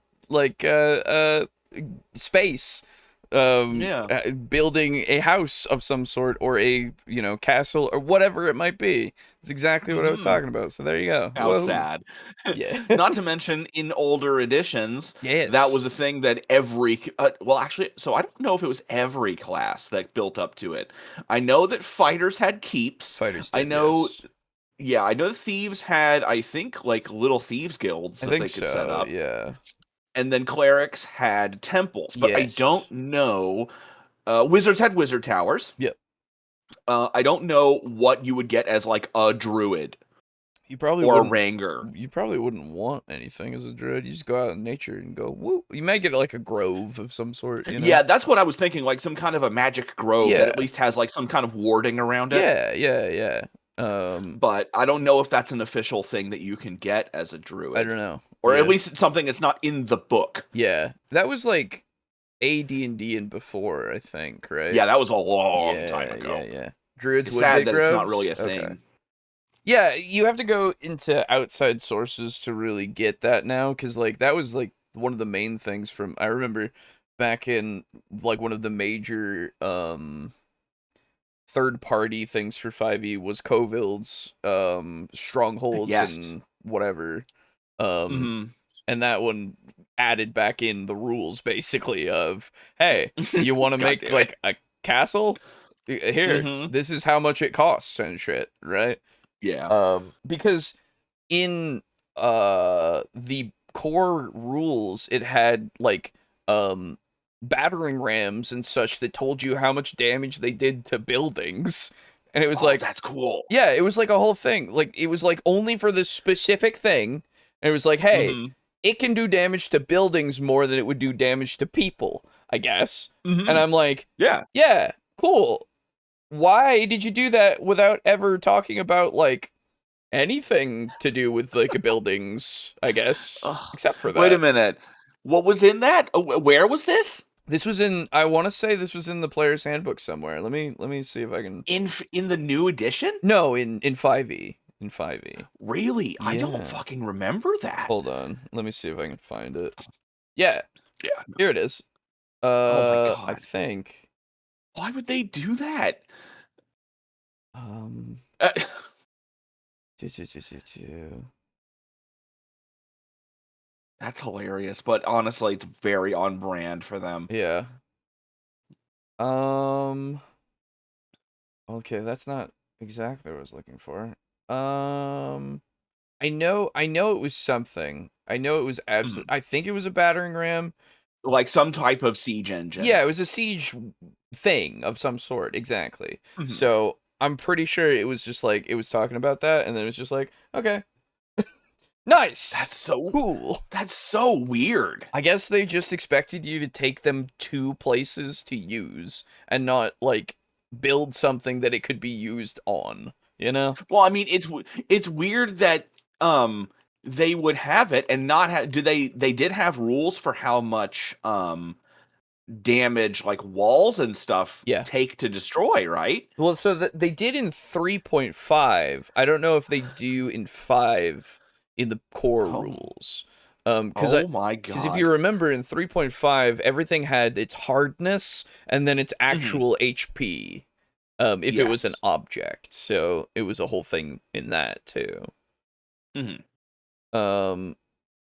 I don't know if that was official in AD&D, but a grove is what a druid would get. Yes, or maybe Oh, it was okay. or maybe they would have started as a member of a group of druids who would have kept a grove communally. Maybe, yeah, that'd be neat. Yeah. We got to see more like groups of druids and covens and all that kind of stuff in these worlds. You like know, groups of. Why does this guy keeps getting his ass handed? um, what is it? More groups of enemies that Yeah. are like more than just like a pack of bandits Or even- or a raiding party of orcs. yeah, or you know? just neutral ones that actually have some more unique dynamics to them. Yeah, or even just neutral communities or even allies. It's just like, yeah, sure, you get your town, you get your guards and shit, but like, just like that grove of druids, it's like, oh, well, I know Baldur's Gate had it. That's like the only I mean, hey, thing. that's a good example. It is a good example, absolutely. I know it had it, so we gotta see more of that kind of stuff of like, there's just a group of people who survive over here that we have to contend with and like not try to piss off. You know? Yep. It's just it is a harmless community until you fuck with them. Exactly. So don't fuck with them. Yeah. So which is dozens and dozens of decorations to customize the House of Hades. Some of them can give him new abilities, some of them are purely cosmetic. But there's way more here than Zagreus could afford, even after a couple dozen trips to the House of Hades. This customization is a huge resource sink, but that's a good thing. Yes. By having things that are too Yes. expensive for the players to buy right now, you create a long-term goal. They will want to come back to town later and purchase the cool-looking fountain. If the adventure is where your players get to make money, the town is where they should get to spend it. This Exactly. concept is not new to D&D, actually. That is It's honestly kind of- something that I should have done Oh, in Devils and Dice. Oh. Hello? I cannot hear you if you are talking.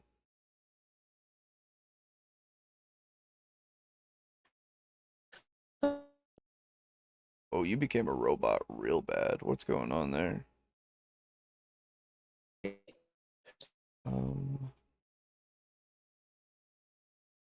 Yeah, it's not on my end, so I don't know.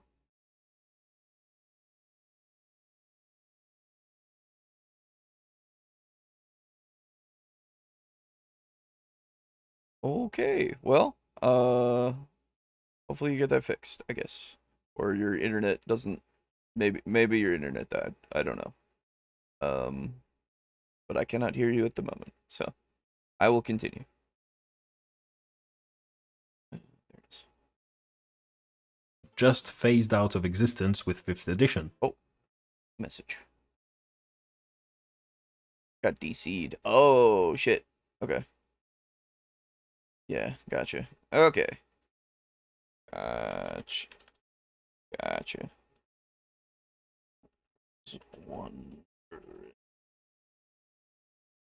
I was wondering. Okay. There he goes. Okay. He'll come back in a second. He'll be fine. Also, did I ever... Okay, cool.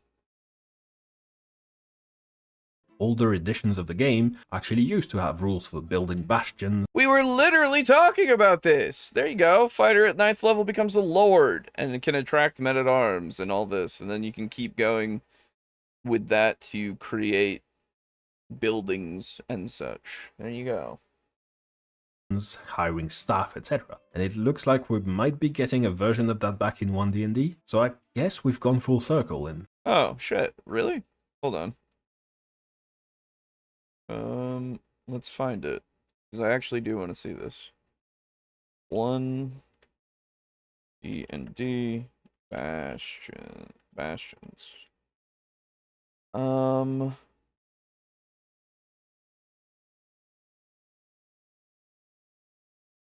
Okay, I really... Don't make me read an article about this. These are all from 2023. Where's, like, the most up-to-date thing for Bastions? 2024? D&D Beyond. Okay, that'll work. Okay, let's see here. And I'll bring this up here on the screen for you guys to see. So this is on D&D Beyond's actual website. Bash community structure. Based on okay.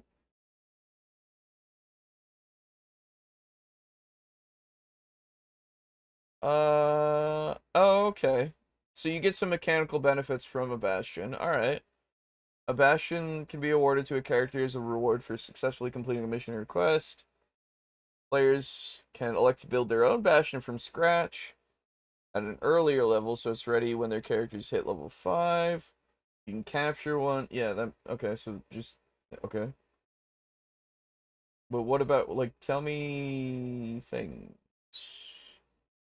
3 facility spaces, cramped, roomy, and vast. So it's anywhere from 4 squares being cramped, roomy being 16 squares, and vast being 36 squares. They can be spread across multiple floors of a building. So it's really small. Oh, hello. Welcome back. Perfect. Okay, so what I was going to say, thankfully I held the thought, was that's something I should have done in Devils and Dice, where when you guys started out, Yeah. I think that the office should have been empty. It should have basically just been like an empty apartment. Oh, yeah. So that way it's like, hey, I could use some help doing my work, blah, blah, blah. And then if you want to spruce the place up, if you ever come into extra sums of money, Yeah. you could buy like furniture or stuff like that, and I can help spruce the place up. Renovate a bit and all that. Because when he said that, that made me think of two things. Mhm. One, it made me think of Skyrim's houses, Yeah, because yeah. Skyrim, I have been for quite a while. Yeah, yeah. And it also made me think of Stardew Valley. Yeah, Stardew Valley for sure. Yeah. Because of all the shit that you wind up doing, whether you do it through money or resources, Yes. you rebuild a lot of shit in that game. Yeah, yeah. That is And true. it's incredibly satisfying to see things get rebuilt. Yes. So imagine you 100%. have like that little town that he's Falion or Faldalian. Yeah, yeah. And it's kind of like people live there, but it's just a touch kind of run down a bit. Yes. And maybe there's an old fountain and stuff, and Mhm. it doesn't work anymore. And so you spend like maybe 1,000 gold, and they're able to like dig up the streets, lay in some pipeline to a nearby river, and the Right. fountain works again now. Right. Yeah. It's And you get a new storefront and stuff like that, and more customers come in, and so now you have better what is it? trade in general. Yes, better trade and shit, and you've got more inventory in the shops. That'd be great. Yeah. Anyway, sorry. No, like you're like I think honestly, it's classic in all of these types of games that I really like of sprucing shit up. Like it just really does Feels good. It does. It makes the brain go brrr in a good way. And I think that it makes particularly the man brain go brr. Yes. Like fixing shit, Yeah, improving shit. That's fair, yeah. Like It I don't- does something to me. Yeah, for sure for me as well. Whenever I build anything, I'm like, hey, I'm building a thing. This is good. Yeah, dude. Yeah. I work at a grocery store, Yeah. and we use a lot of like big floats. So they're basically just big rolling flat carts. They're long and relatively thin. You can just put product on them Yeah, and yeah. transport them places. And it's very, very common for them to get like shrink wrap plastic all tangled up in the wheels. Yeah. And I bring a multi-tool with me to work every day, Hell and you yeah. have no idea the satisfaction I get of bringing out my multi-tool, Mhm. opening up the pliers, and ripping the damn plastic out there, Mhm. and making them run better. Hell yeah. I've never been thanked for it. Oh yeah, no, of course not. I've never been thanked for it. Nobody ever notices, but god damn it, it makes them run quieter and smoother, Yeah. and I am very happy about that. Exactly. It's satisfying for you, and that's what matters. Yes. It does also make my job legitimately easier. Yes, also, absolutely. There's the mechanical benefit as well, of course. Yes. But Mhm.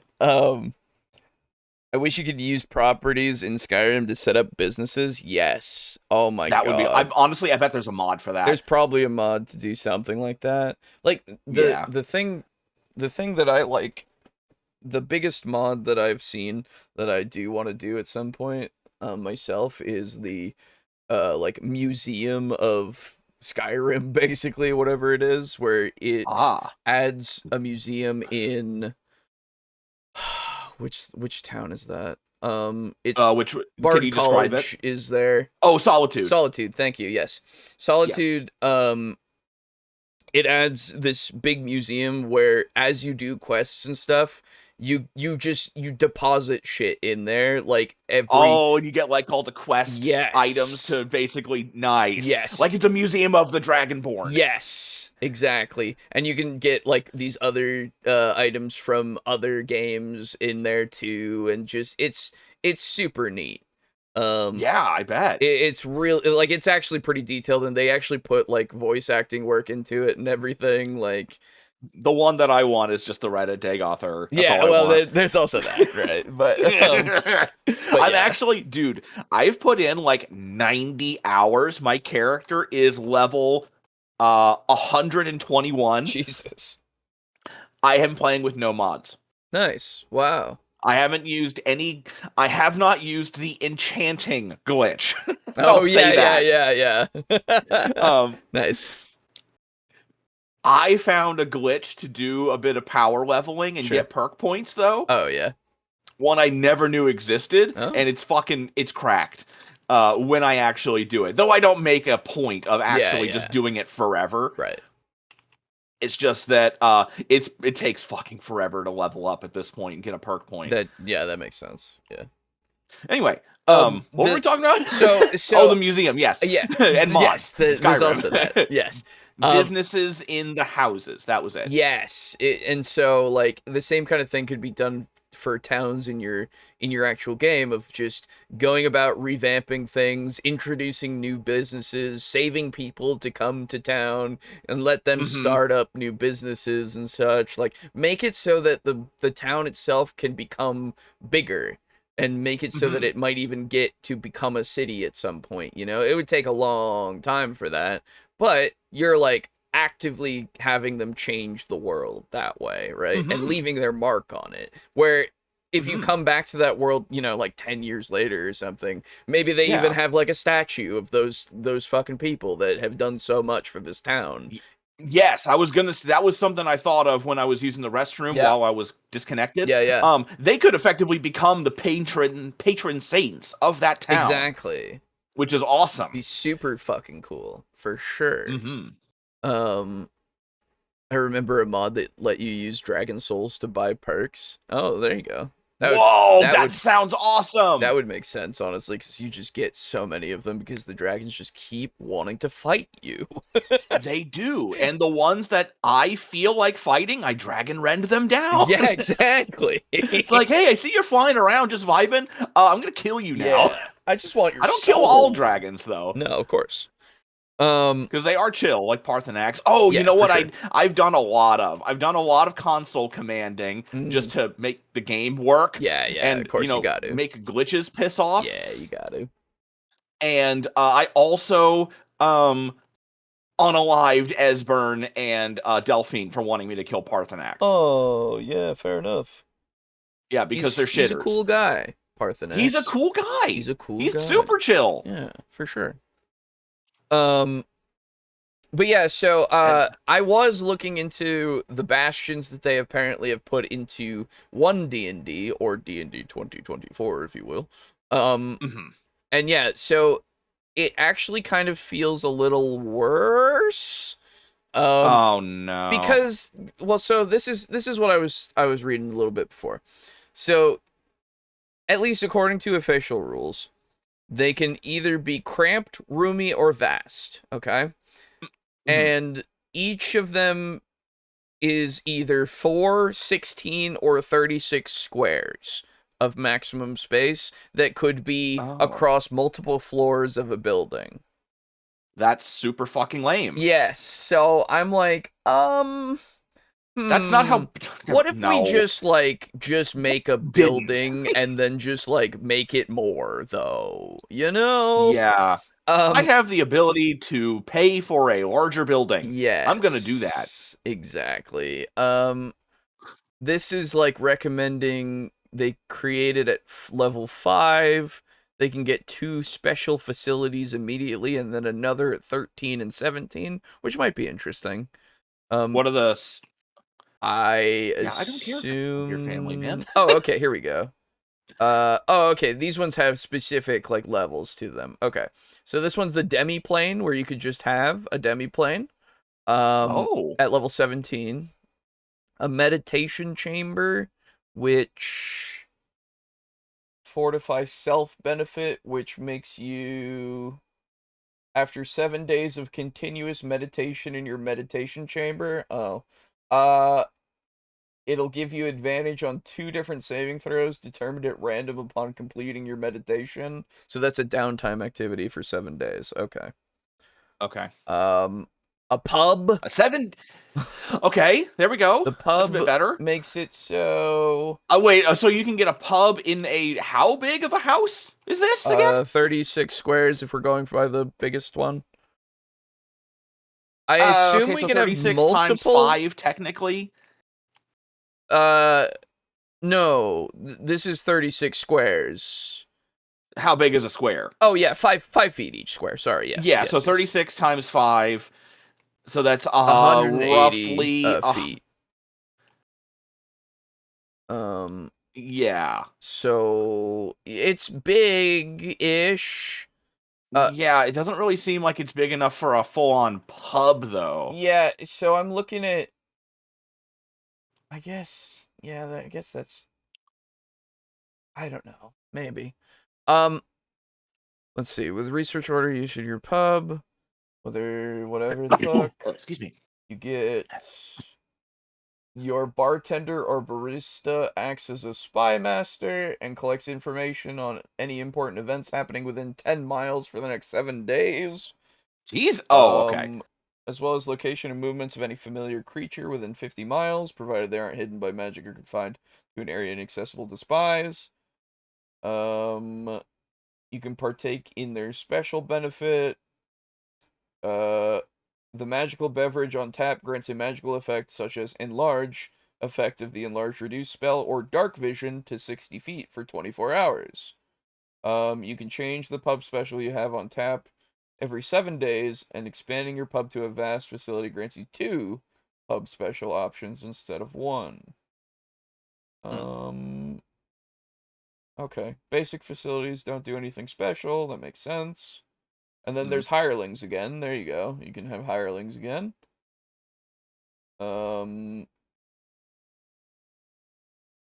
Bastion orders. Okay, so there's something here.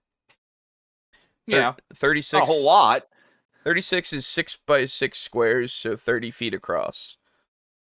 Yeah, that's not a lot of space. That's not a lot of space for a pub. Yeah, I'm looking at the one that they've created here on this picture, and it's like, I mean, I feel like, so is it, am I missing something? Is the Bastion, hold on.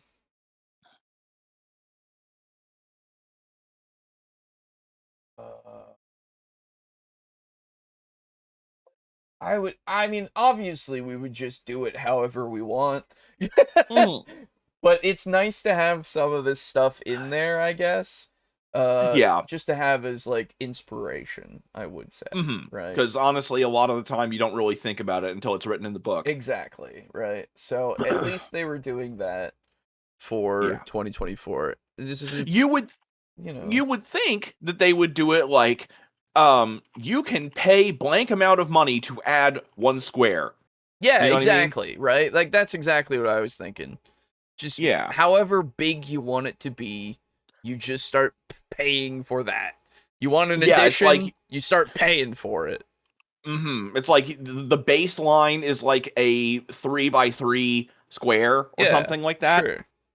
And then if you want to increase the size, you pay this much per square. Yeah. And you probably want to do it in increments, like, so that way it's not just like, oh, we added a little nook. Although I suppose you could. You could, yeah. I just want a closet. Yeah, never mind. Yeah, I just want to add a little nook.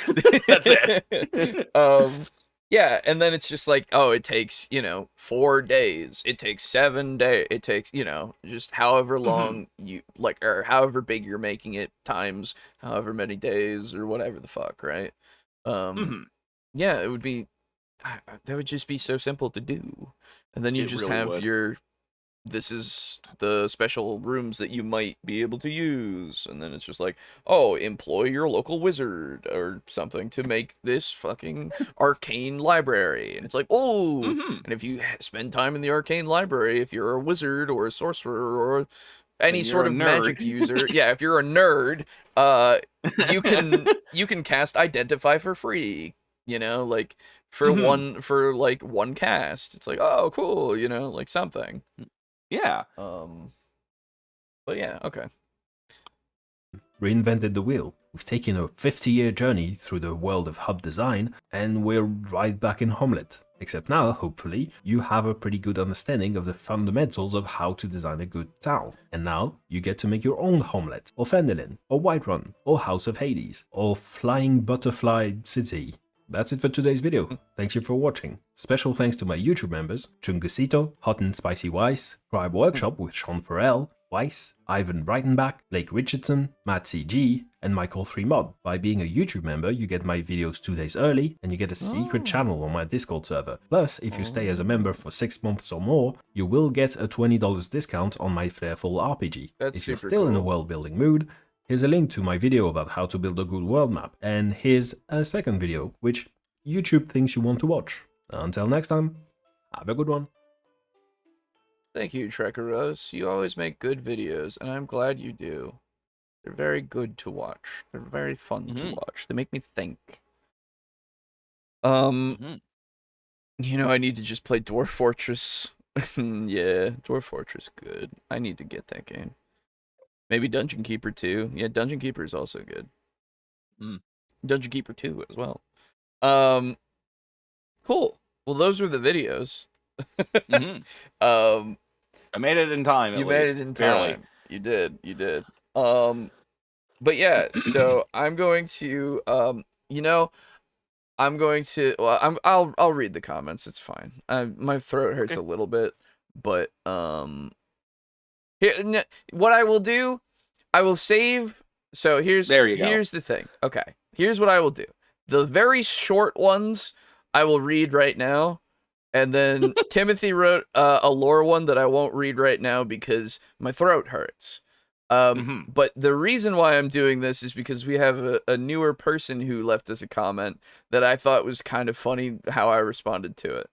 Okay. So first off, we won't go kind of in order here. We'll go newest before. So, one of our newest viewers here called Cavalier973. Hello. Hello. Thank you for coming by. We got a bunch of new people coming in because Brogan made that vampire video and mentioned our channel. He talked about us. Yeah. He talked shit. Yeah, that's right. And the first thing that I see here him saying is Netirvale is greater than the Forgotten Realms, which I don't know what that is, but I'm assuming yes.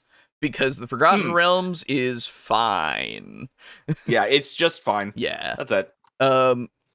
This was on the Yapping About 4E Again episode. And then also on that episode, he also left, who is Garibay? Which I then had to reply as soon as I saw it. And I put, oh, my sweet summer child. Garibay is a trip and not for the faint of heart. And then I linked the playlist for every Garibay video that we've done. Very good. So he will not be missed. I apologize that you are now of Madman's knowledge.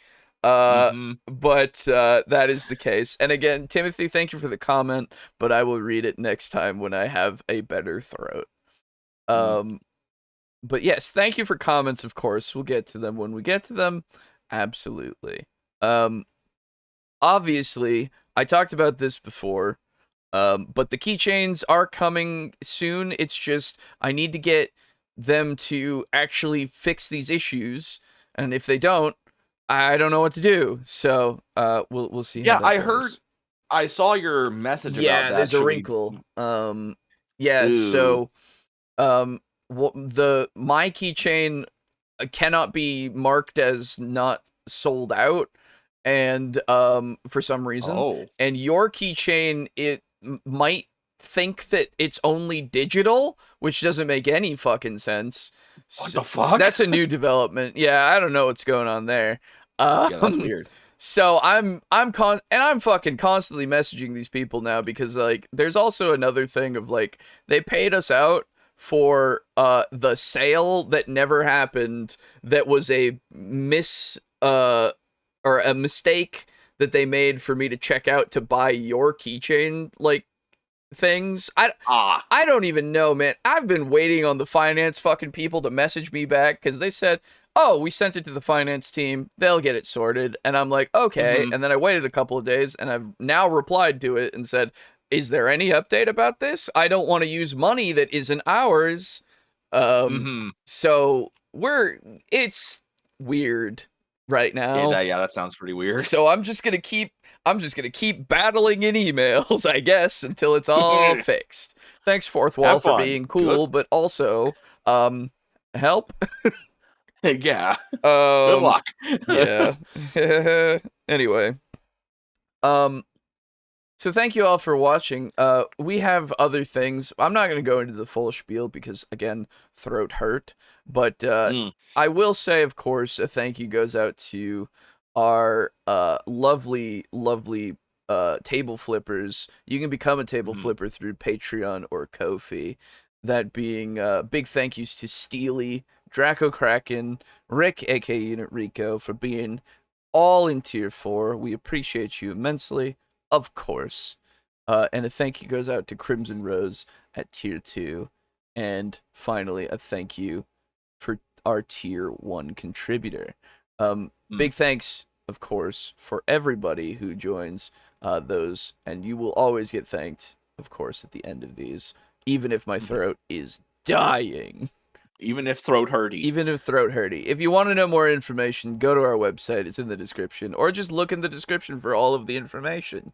It's all there. You can go there anytime, I promise. Anyway. Forgotten Realms is a bit forgettable indeed. As soon as I hit enter, I realized I should have just said Forgettable Realms. True. Yeah. And at least it's not the back realms. True. Yeah, oh god. Anyway, thank you all for hanging out. Thank you all for continuing to watch. And if you're new, we hope to see you again next week for another episode. So for now, bye-bye. Goodbye. Goodbye.